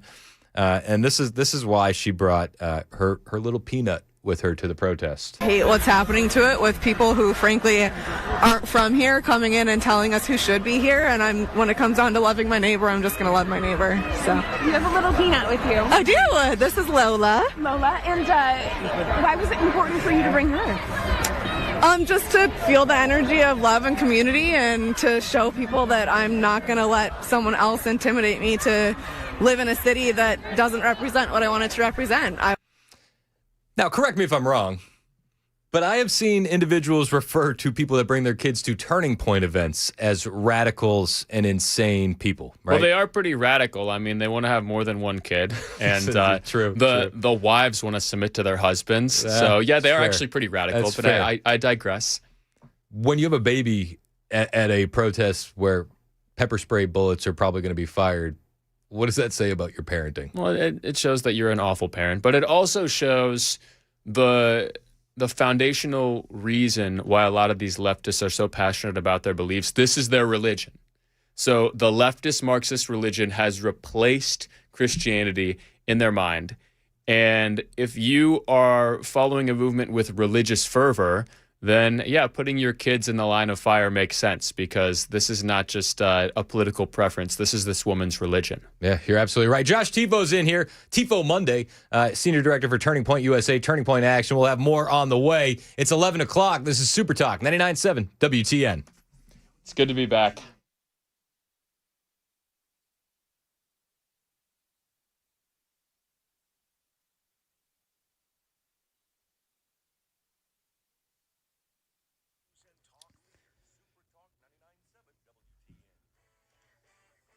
Eleven o'clock on the dot. I'm Ken Weaver with your top stories. No one's under arrest, but Metro Police say one person is in critical condition after a shooting on I-65 downtown. This was last night around the 40 interchange in what investigators believe was a road rage incident. The victim rushed to Vanderbilt Medical Center, shot in the head. Detectives still looking for the person who pulled the trigger. Metro Police say they've arrested the suspect in the deadly shooting of a DoorDash driver on Murfreesboro Pike. Investigators say 21-year-old Atiris Hogan opened fire from a vehicle after being kicked out of a nightclub there. One of those bullets struck 33-year-old David Valentine Jr., who later died at the hospital. Hogan charged with criminal homicide and felony reckless endangerment, bond set at $520,000.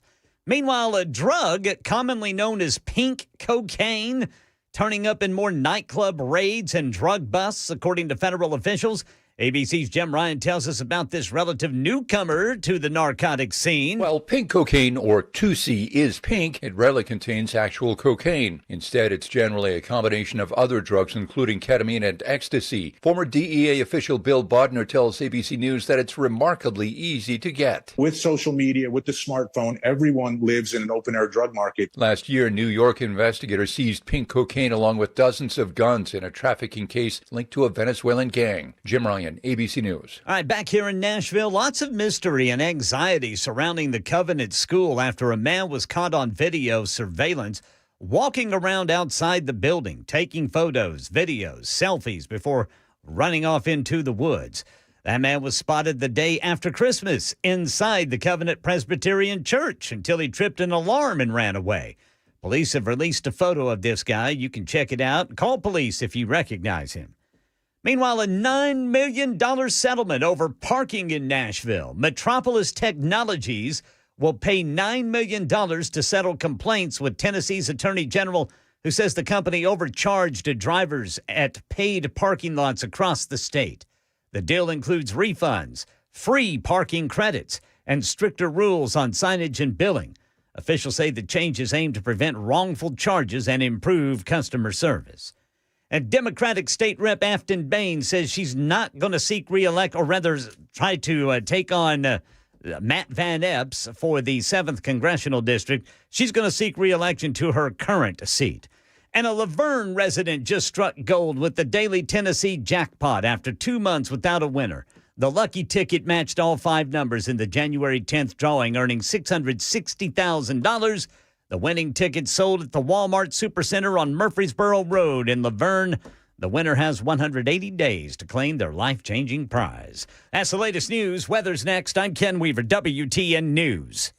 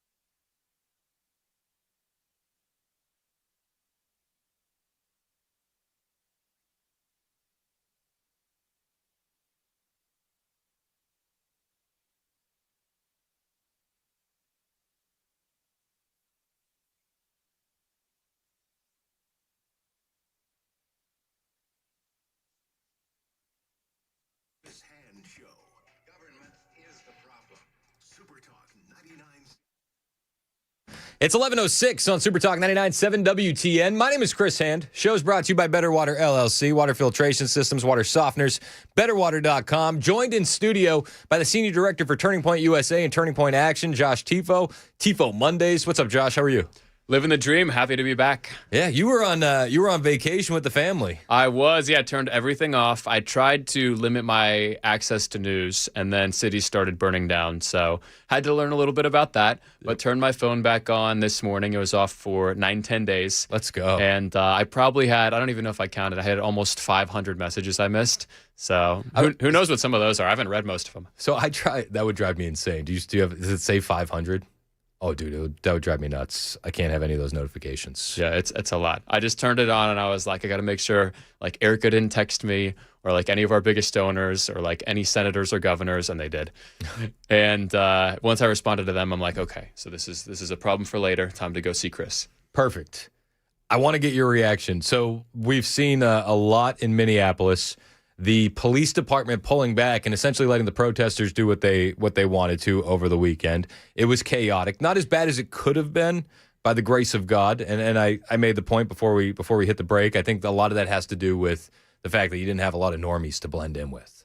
It got a little too cold. I wasn't shocked that the Minneapolis police pulled back. I was shocked at the reaction from the chief of police in Chicago.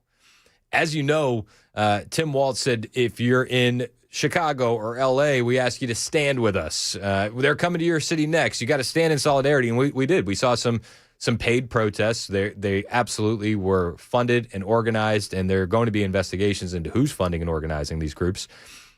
But they were all over the place. Chicago was one of them.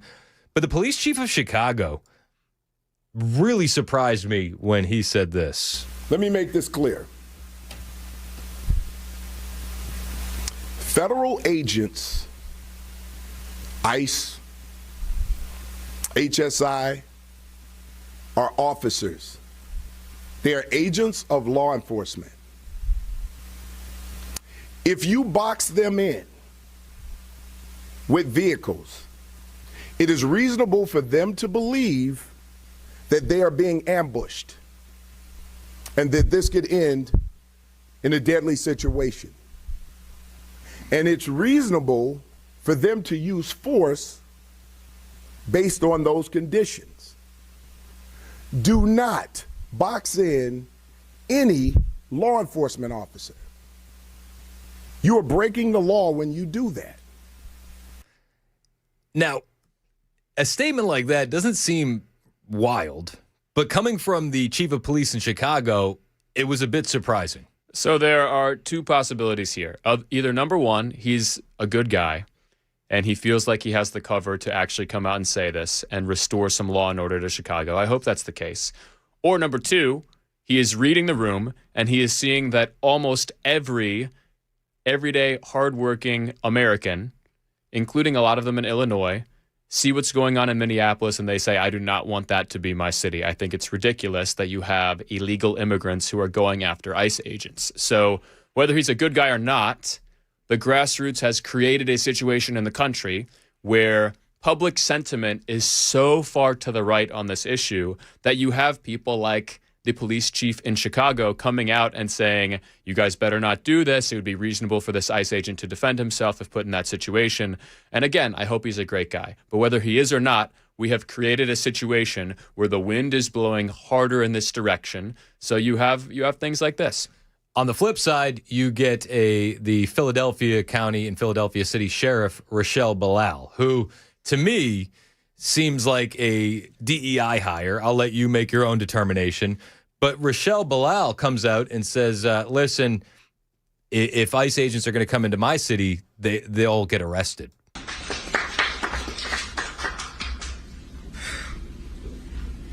Good afternoon.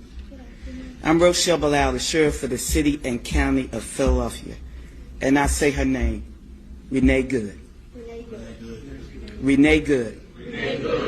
Renee Good. This should not have happened, but we're here today.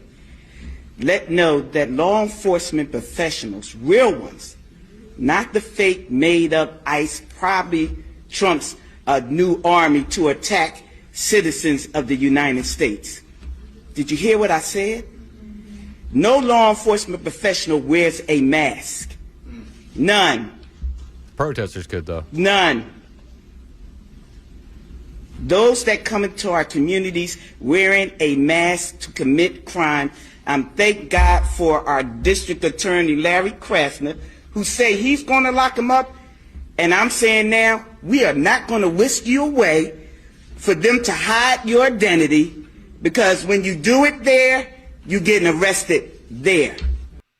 She's saying if you come into the community wearing a mask and causing crime, you're going to get arrested. It's funny because you never see masked individuals at these protests getting arrested. I can't wait until we just clip that little segment of the speech and then we can misuse it throughout the years and be like, oh, I thought she actually wasn't for all this rioting. But anyways, you look at somebody who is this stupid.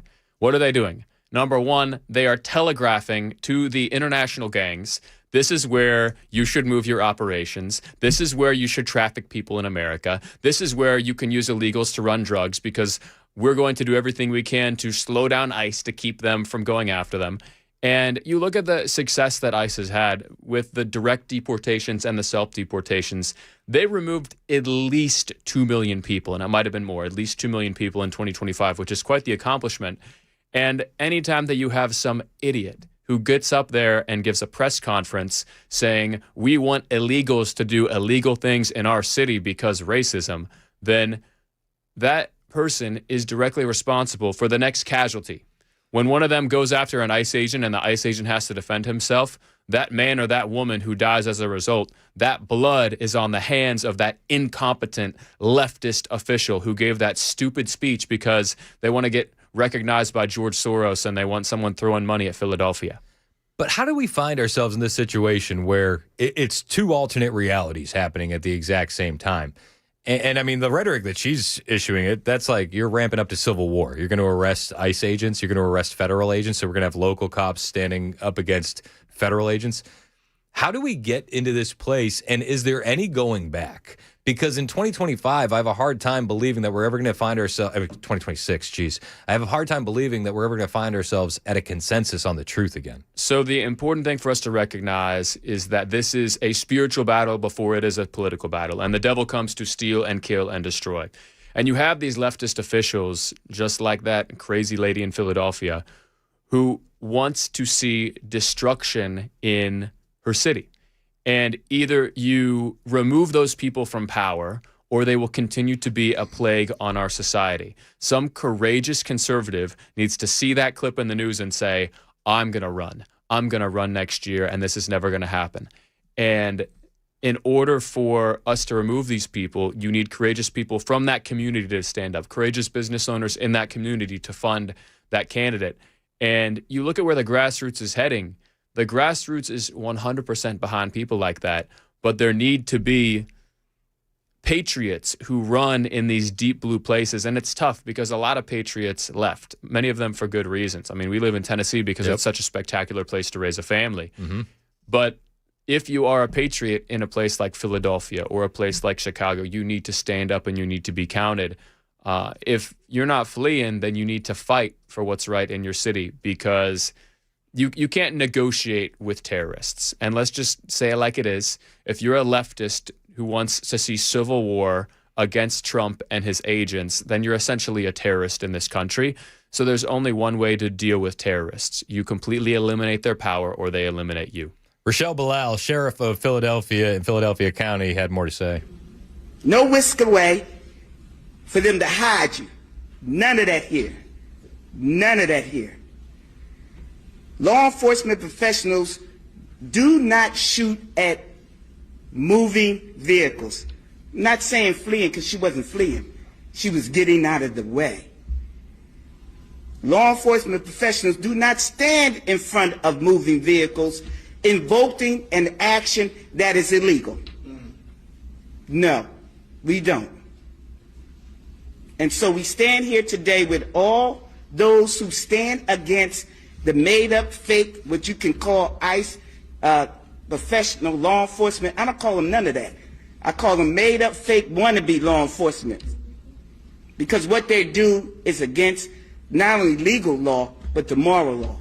She went on to say, people don't think it be like it is, but it do. Profound.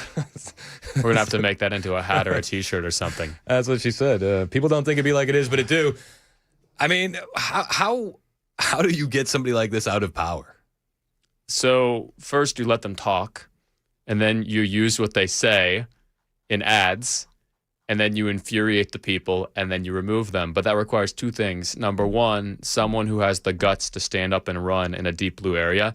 And number two, conservatives who are willing to pay a lot of money to get that narrative out there. And it's very tough. It's very tough, especially in virtually every urban core in this country because of how far left many of the black churches have gone. Yep. The left really uses that to poison black American culture. And the black churches, they made a decision to focus on the women a long time ago. And then it got real emotional and the facts and the logic left. I mean, that's just the facts. That might be uncomfortable to some. I think you're going to make the feminists really mad, but you're 100% correct. Yes. But this kind of comments emboldens radical leftists to do radical things. I caught a clip of a guy in Minneapolis over the weekend, and I'll let you listen to this. Tell me what you think. I happen to think that a lot more leftists think like this guy than not. With no cause and murdering people for trying to flee and for obeying a command to leave the area and then shooting her in the face like that after she drops her kid off at school. We have to show up with guns. We have to. There's no other way around it. I don't care if I don't have a Minnesota carry permit. I'm unarmed right now, but this is the last time I show up to face these guys without a weapon. Are we finding ourselves in a situation where we're going to have a civil war of some sort? I don't see a civil war coming, but I see a lot of unrest in cities that are not properly managed. And this is why it is so important for conservative politicians to exert control over major cities in that state to make sure that things are not getting out of control. What our governor has done in partnership with the federal government to secure Memphis has been very wise. And one thing that I expect Senator Blackburn, as she becomes governor, I believe she's on the way to becoming our next governor, one thing I expect her to do is focus on making Nashville safer and safer. I look at what Nashville can become. If we don't totally screw it up, Nashville will become one of the most powerful, impressive cities in the United States, maybe one of the most powerful, impressive cities in the entire world someday. You have all these businesses from around the world that want to come here. If Nashville is this desirable when our crime situation is not fantastic, imagine what it will look like if we can really secure that.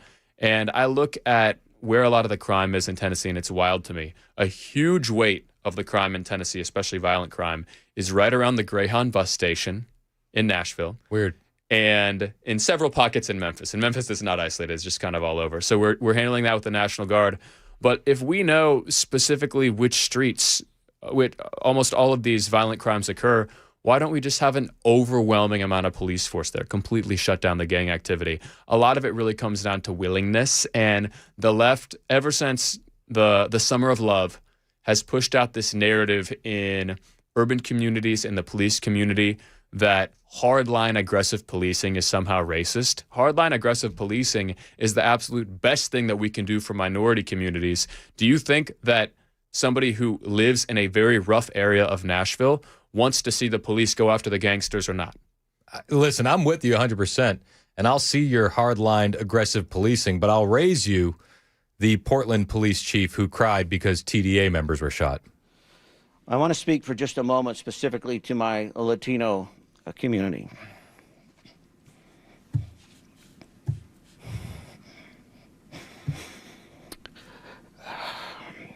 It saddens me that we even have to qualify these remarks, because I understand, or at least have attempted to understand through your voices, your concern, your fear, your anger. This information in no way is meant to disparage or to condone or support or agree with any of the actions that occurred yesterday. Now, to be clear, the actions that were taken was an enforcement operation, a targeted enforcement operation against 2 Tren de Aragua members in Portland, which I thought the Democrats were going to take the bait on it. They seem to have run away from that one pretty quickly because of just how egregious it was, where they had to shoot 2 TDA members. But you have the chief of Portland police weeping on TV over it. The peak of masculinity. Like, honestly, like where are all the strong men? Crying about how they shot 2 really bad dudes. Okay, keep going. I want to hear the rest. Okay. But it is important that we stay committed to the rule of law, that we stay committed to the facts. That's all I got.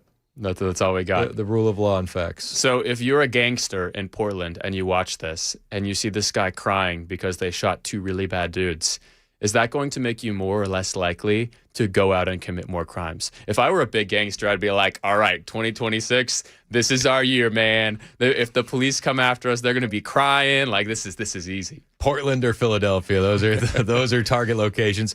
We're in here with Senior Director for Turning Point USA and Turning Point Action, Josh Tifo. It's 11:22. This is Super Talk 99.7 WTN. I mean, there's...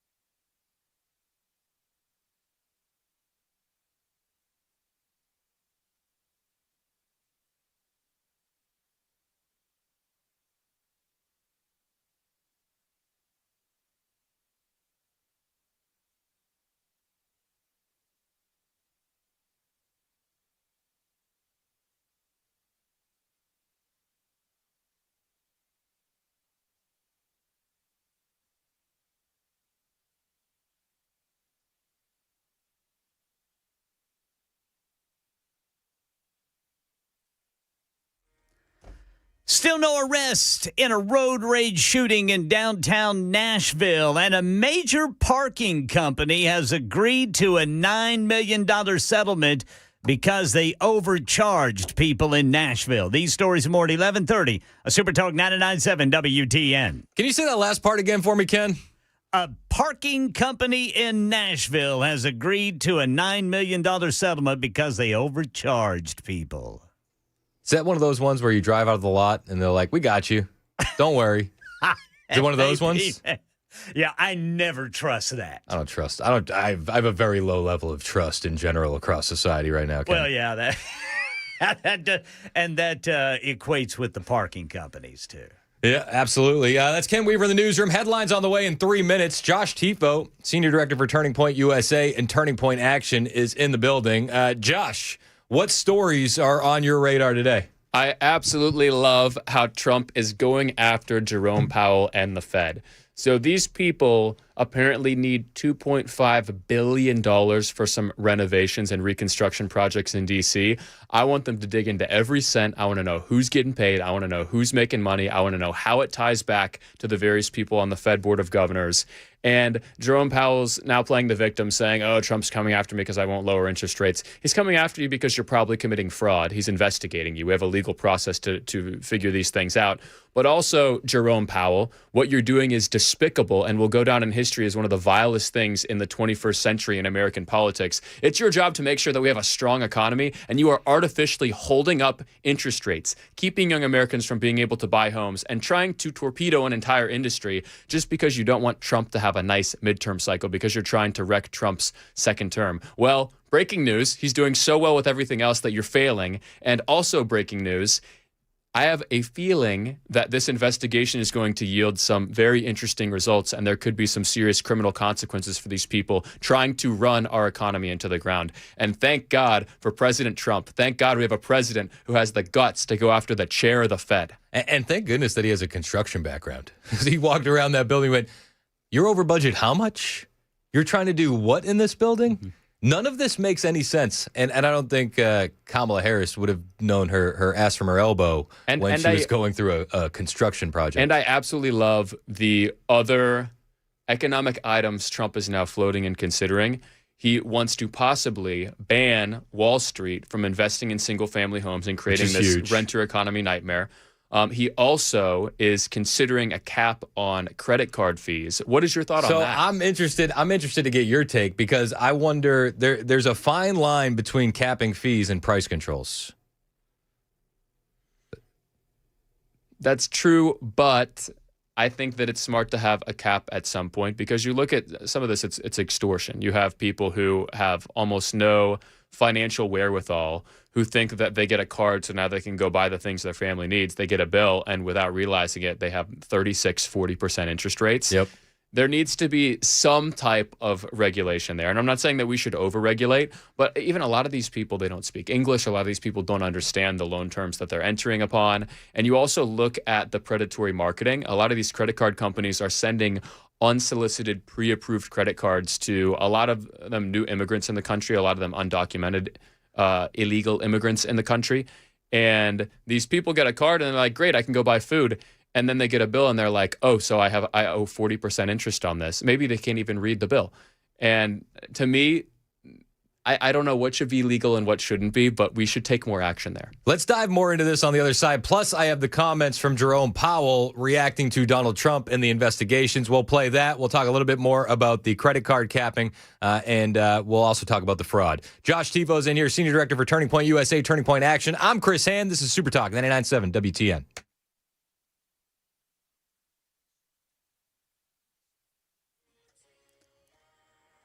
.30 on the dot. I'm Ken Weaver with your top stories. Got the full forecast coming up in 5 minutes. Still no arrest in a road rage shooting which shut down 65 at I-40 last night here downtown. Police say a driver was shot in the head.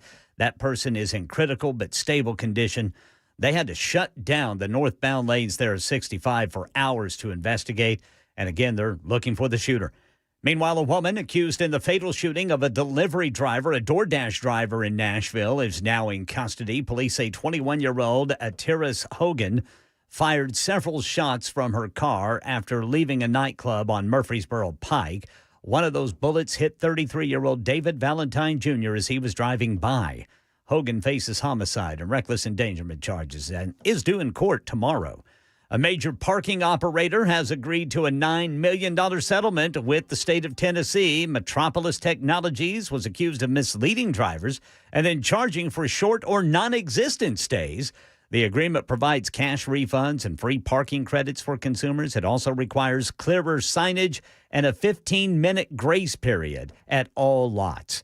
And right now at the White House, President Trump's weighing options for a response to what is a crackdown on anti-government protests in Iran. The president's made it very clear, speaking to reporters last night on Air Force One, that a military action is possible as one of those options. He said last night, we're looking at some very strong options. We'll make a determination. Now, the New York Times has reported that the president has already been briefed on some of those options, but has just not yet made a decision. Nearly 550 people have died in those protests in Iran so far. That's the latest news. Weather's next. I'm Ken Weaver, WTN News.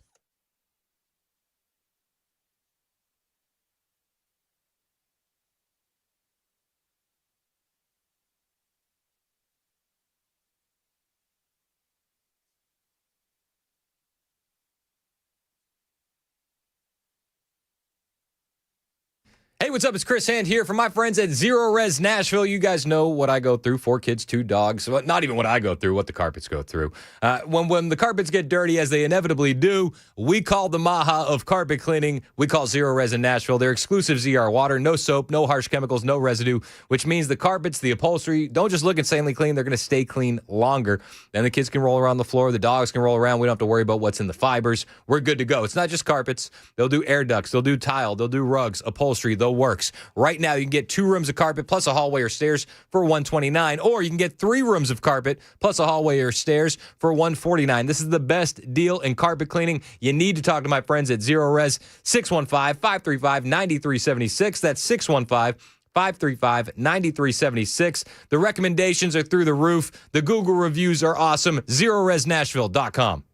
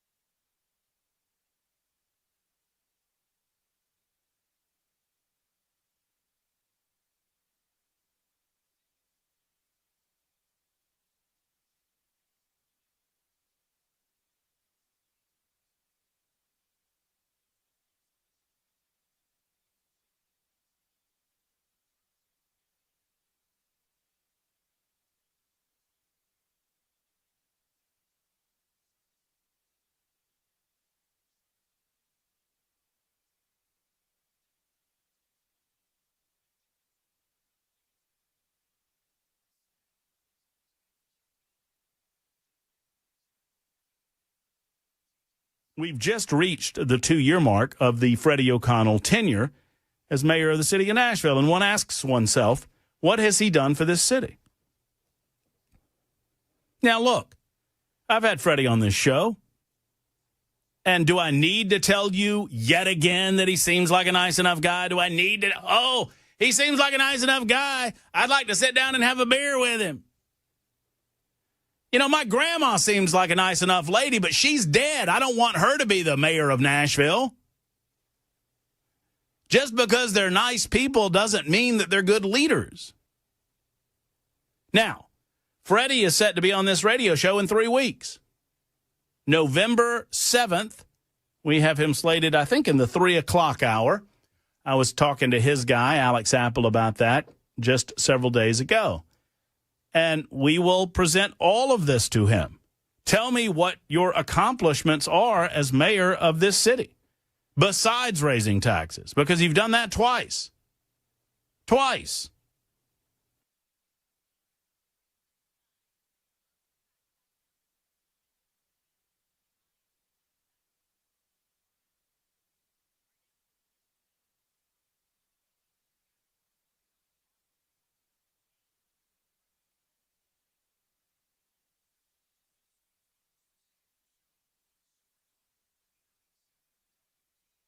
It's 11:36 on Super Talk 99.7 WTN. Hey, how are you? My name is Chris Hand. We're live on your FM dial, iHeartRadio, TuneIn. You can also watch the show. Super Talk TV is up and running on Facebook, Twitter, Twitch, YouTube, Rumble. Hit like, hit subscribe, share the show with your friends. Help us grow the digital footprint of the radio station. In studio is my friend Josh Tifo, Senior Director for Turning Point USA, Turning Point Action. We've been talking about a lot of stuff. Before the break, we were talking about Jerome Powell, who is under investigation now. By Donald Trump. It's a criminal investigation saying that he lied to Congress about massive Federal Reserve spending on his renovation boondoggle. And Jerome Powell has responded. So I want to play this, and I want to get your reaction, Josh. Does he sound nervous? Does he sound guilty? You tell me what you think from the reaction from Jerome Powell, which is right here. Good evening. On Friday, the Department of Justice served the Federal Reserve with grand jury subpoenas, threatening a criminal indictment related to my testimony before the Senate Banking Committee last June. That testimony concerned in part a multi-year project to renovate historic Federal Reserve office buildings. I have deep respect for the rule of law and for accountability in our democracy. No one, certainly not the chair of the Federal Reserve, is above the law. But this unprecedented action should be seen in the broader context of the administration's threats and ongoing pressure. This new threat is not about my testimony last June or about the renovation of the Federal Reserve buildings. It is not about Congress's oversight role. The Fed, through testimony and other public disclosures, made every effort to keep Congress informed about the renovation project. Those are pretexts. The threat of criminal charges is a consequence of the Federal Reserve setting interest rates based on our best assessment of what will serve the public. Now, just for starters, all of the expert predictions have been wrong since Donald Trump reclaimed office in January of 2025. Am I incorrect in thinking that every prediction that we have gotten from every expert has been off the mark? That is almost entirely true. And you look at the simple fact that inflation has cooled. That's the only marker that you need to see to understand that interest rates should be substantially lower than they are now. And I get it. He got caught with his hand in the cookie jar. No, who knows what weird things they were doing with that $2.5 billion. And to your point, if it was Kamala Harris walking around, she doesn't really know how much things cost in construction. But this is how he became a billionaire. He probably had a gut instinct, and he probably thinks it should be like $700, $800 million. He knows that something weird is going on here.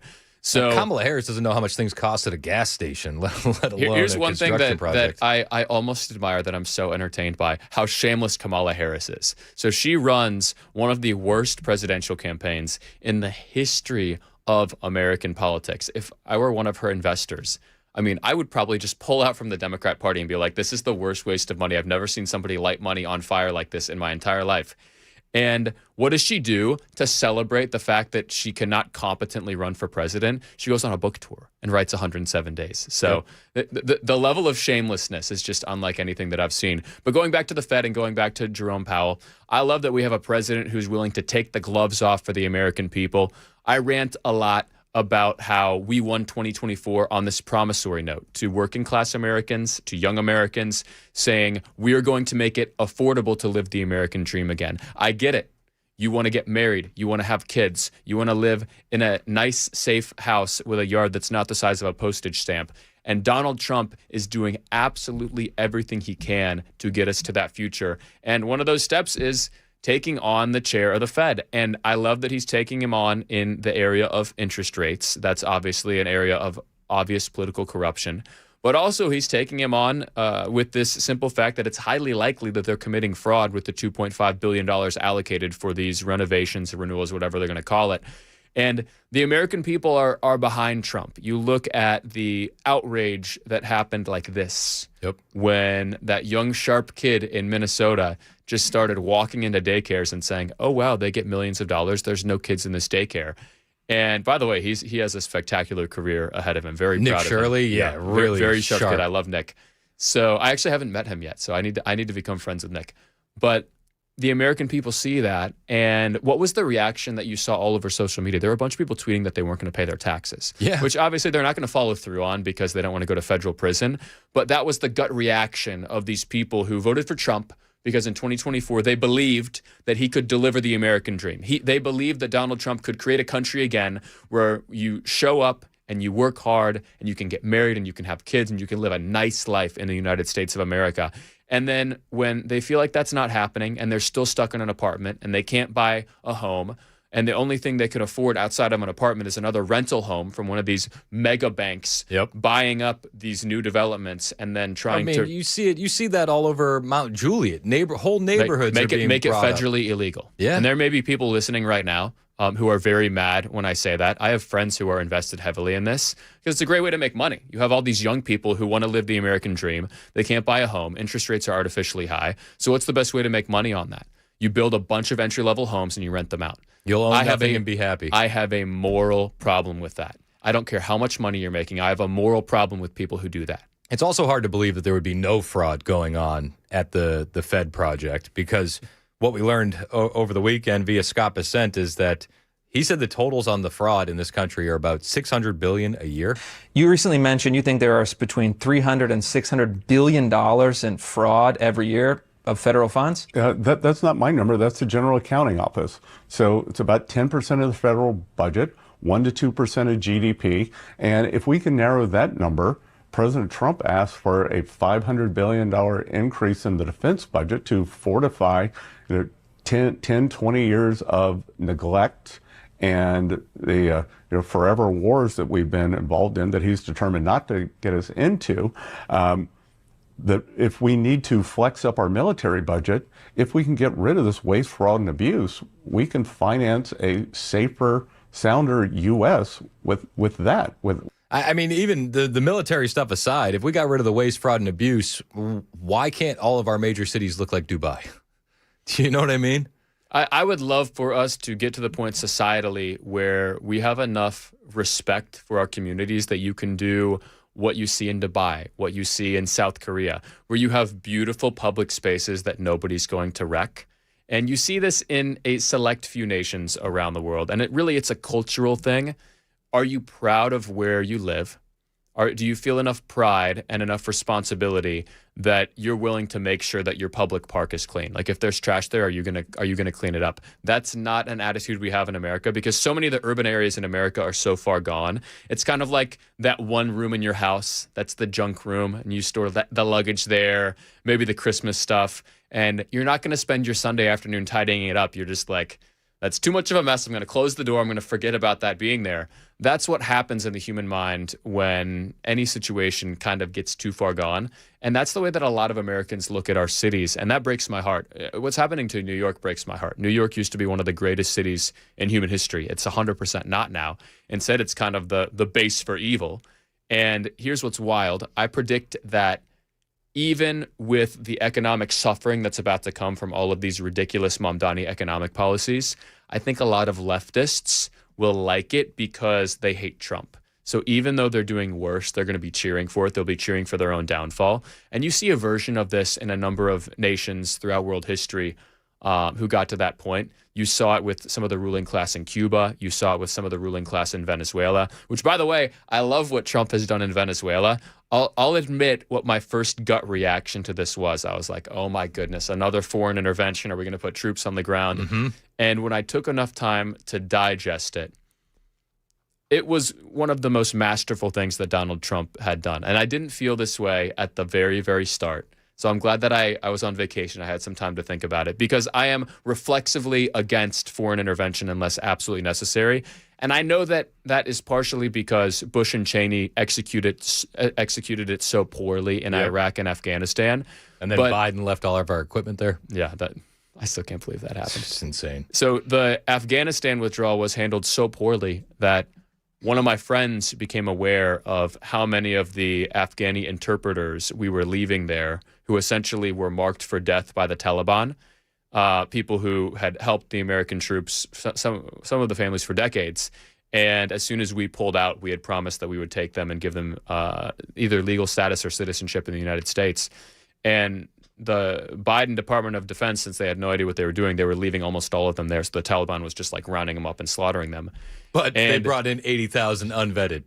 Yeah, it was a total mess. And maybe they left some of them on purpose. I don't know. But he became aware of this, and he's this super rich business guy, one of my close friends. So he's like, all right, here's what I'm going to do. I'm going to rent a 737, and then I'm going to go find a bunch of my spec op buddies and pay them.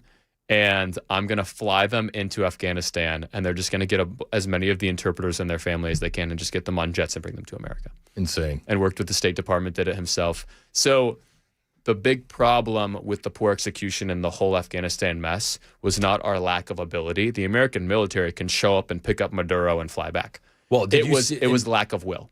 Did you see the reporting on the weapons that were used during the Maduro operation? Tell me more.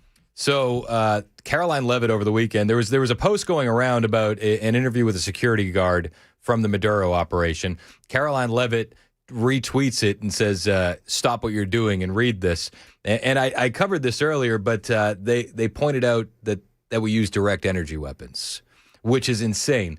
They said it wasn't just the weapons. At one point, they launched something. I don't know how to describe it. This is a security guard loyal to Maduro. It was like a very intense sound wave. Suddenly, my head was exploding from the inside. We all started bleeding from the nose. Some were vomiting blood. We fell to the ground, unable to move. It's insane. America.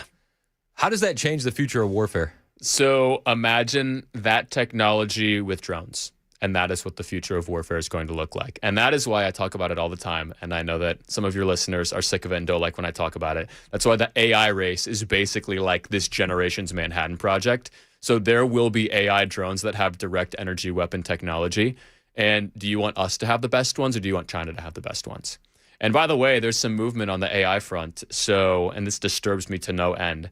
So guess what AI technology is going to power Siri in the next generation of iPhones? Which one? Google Gemini. Not a fan. And I'll take you back towards the beginning of general AI dev. So Google and Larry Page, they were really the first ones to put enormous amounts of focus on this. And the whole industry was abuzz. And Elon actually heard about his goals. Essentially, he wanted to run the whole world with AI. Google did. Yeah.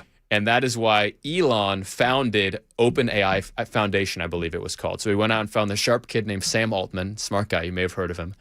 And he pretty much was like, Sam, I want you to try to keep pace with Google, open source this technology so that Google doesn't take over the whole world and they're not the only ones who have this technology. So he did that, and I don't know how it all worked legally, but Elon donated $100 million, and then magically Sam took control. Elon was cut out. It became a for-profit company. So I'm not a lawyer. I don't understand how that works. But needless to say, Elon did not like Sam after that. And that was ChatGPT. Yes, and OpenAI created ChatGPT. So yeah, that was a mess. And Elon, to counter that, started XAI. So XAI is by far the best of all of these AI companies. Grok. Grok. So I look at all of the players here. I look at OpenAI making ChatGPT. I look at Google Gemini, and I look at XAI. Those are essentially the three titans in America. Which of those three people, all the several ruling people at Google, that team, Sam Altman or Elon Musk, who do you trust most with the future of the country? It would be Elon. Yeah, so conservatives should be like the most pro XAI people in America, because we need America to win the AI race. And as conservatives, we should want XAI to win the American AI race. So there shouldn't be battles when XAI wants to build some big factory in your city. We should be welcoming them with open arms and saying, yes, that's spectacular. Like, we 100% need that. And I know that they have a lot of infrastructure in Memphis. What do these AI infrastructure, these AI data centers look like? I mean, they're small cities in and of themselves. They're essentially small cities. They're temperature controlled, and it's just like a warehouse of servers, because the data processing power that you need to continually develop generative AI is just, it's insane. And this is one reason why we have to be very aggressive in our implementation of the expansion of these AI companies in America, because China doesn't care at all about their human rights. So they can just say, we're going to build a mega city. We don't care about polluting the air. We don't care about polluting the water. And because they don't care about their people, it's easier for them to scale quickly. We should do it in such a way that we protect the environment, we protect the people in those cities. But it must be, so the two biggest national priorities we need to have that people aren't talking about. Number one, we should be directly incentivizing the development of AI tech, which really just looks like building enormous AI centers all over the country. And number two, we should be directly, federally, financially incentivizing home building companies to build as many starter homes as possible in the United States. Those are the two most important things people are not talking about. I think the question I would ask, especially when you say, you should be welcoming them into your city, is, you look at the moon landing and the room full of computers that now we have it on our iPhone. What does that look like in 10 to 15 years if you welcome a huge AI data center into your town and it's a massive warehouse, but inevitably that technology is going to get smaller and smaller and smaller? Do you just have a rotting out factory there? So actually, it's probably going to expand and expand and expand, because as AI, especially generative AI, powers more industries in the United States and then the world, because it's first going to optimize businesses all over the United States. And then, Lord willing, if we win that race, then American generative AI is going to power business optimization in every corner of the country. But I mean more in the sense of the hardware is going to get smaller. So it will, but what I'm saying is even as the hardware gets smaller, the capacity will keep growing as the need for AI keeps growing, because we haven't even hit a point of majority AI optimization in corporate America. So this is going to just expand to every corner of the country, kind of like the manufacturing efficiencies you saw in the Industrial Revolution. So if we win, we're running the generative AI for the entire world, and we're the most powerful nation in the world. We're still the most powerful nation in the world, because the number one applications will be military, but the number two application will be industrial and corporate. So what I'm saying is, yes, the technology will get smaller, but that factory or that massive AI data center is going to get bigger, not smaller, over time, and provide a lot of jobs for the community. But doing it in such a way that we're careful about the environment is a very big deal, because the power needs for this are just astronomical. Does that move the country towards nuclear? 110%. How quickly can we ramp that up? I mean, we're already starting to, but it needs to happen faster. You just look at the power needs. Do you think China's going to give any qualms about doing the quick and dirty version that's not safe? No. No, they're going to do whatever. Well, they're building coal plants. Because they understand that whoever wins this is going to essentially rule the world in 20 years. So they want to rule the world. And I think that we should continue to be the most powerful nation. And by the way, I was thinking a little bit on vacation just about the Trumpian international doctrine, and how much he talks about Greenland, the action he's taken in Venezuela. He is positioning us to expand America's influence, not take over the world, but expand America's power and influence year on year on year. Why did we stop expanding America? I mean, we made Alaska a state, we made Hawaii a state. Hawaii is a tremendous international, or not, it was international, was a tremendous international base, became a national base because we made it a state. Greenland would be very, very important. I look at South America and how that's shifting. There are a lot of people in South America who are very focused on family, very focused on religion. We are only going to get more and more involved there as we push out the evil forces that run South America. I mean, the drug traffickers run a lot of South America. So as we successfully beat them and fly in the middle of the night and use energy weapons to arrest them, there will be a void. And America's influence will only increase there. I believe Vance positions us well for that. I believe Rubio positions us well for that. And add to this what we were just talking about. If we succeed, America will be the epicenter of AI development. So we will be able to bring AI optimization into the way that they make food, the way that they do work, the way that they spend their time. We can bring a lot of those optimizations throughout South America, very much like we brought a lot of the Industrial Revolution optimizations throughout South America over time. And America can be a lot more influential globally than we are right now if we play this the right way. And Trump understands this. Josh Tifo, Senior Director for Turning Point USA and Turning Point Action. How can we keep up with you online? At Josh Tifo, THIFAULT. At Josh Tifo, THIFAULT. It's 11:55. This is Super Talk 99.7 WTN. All right.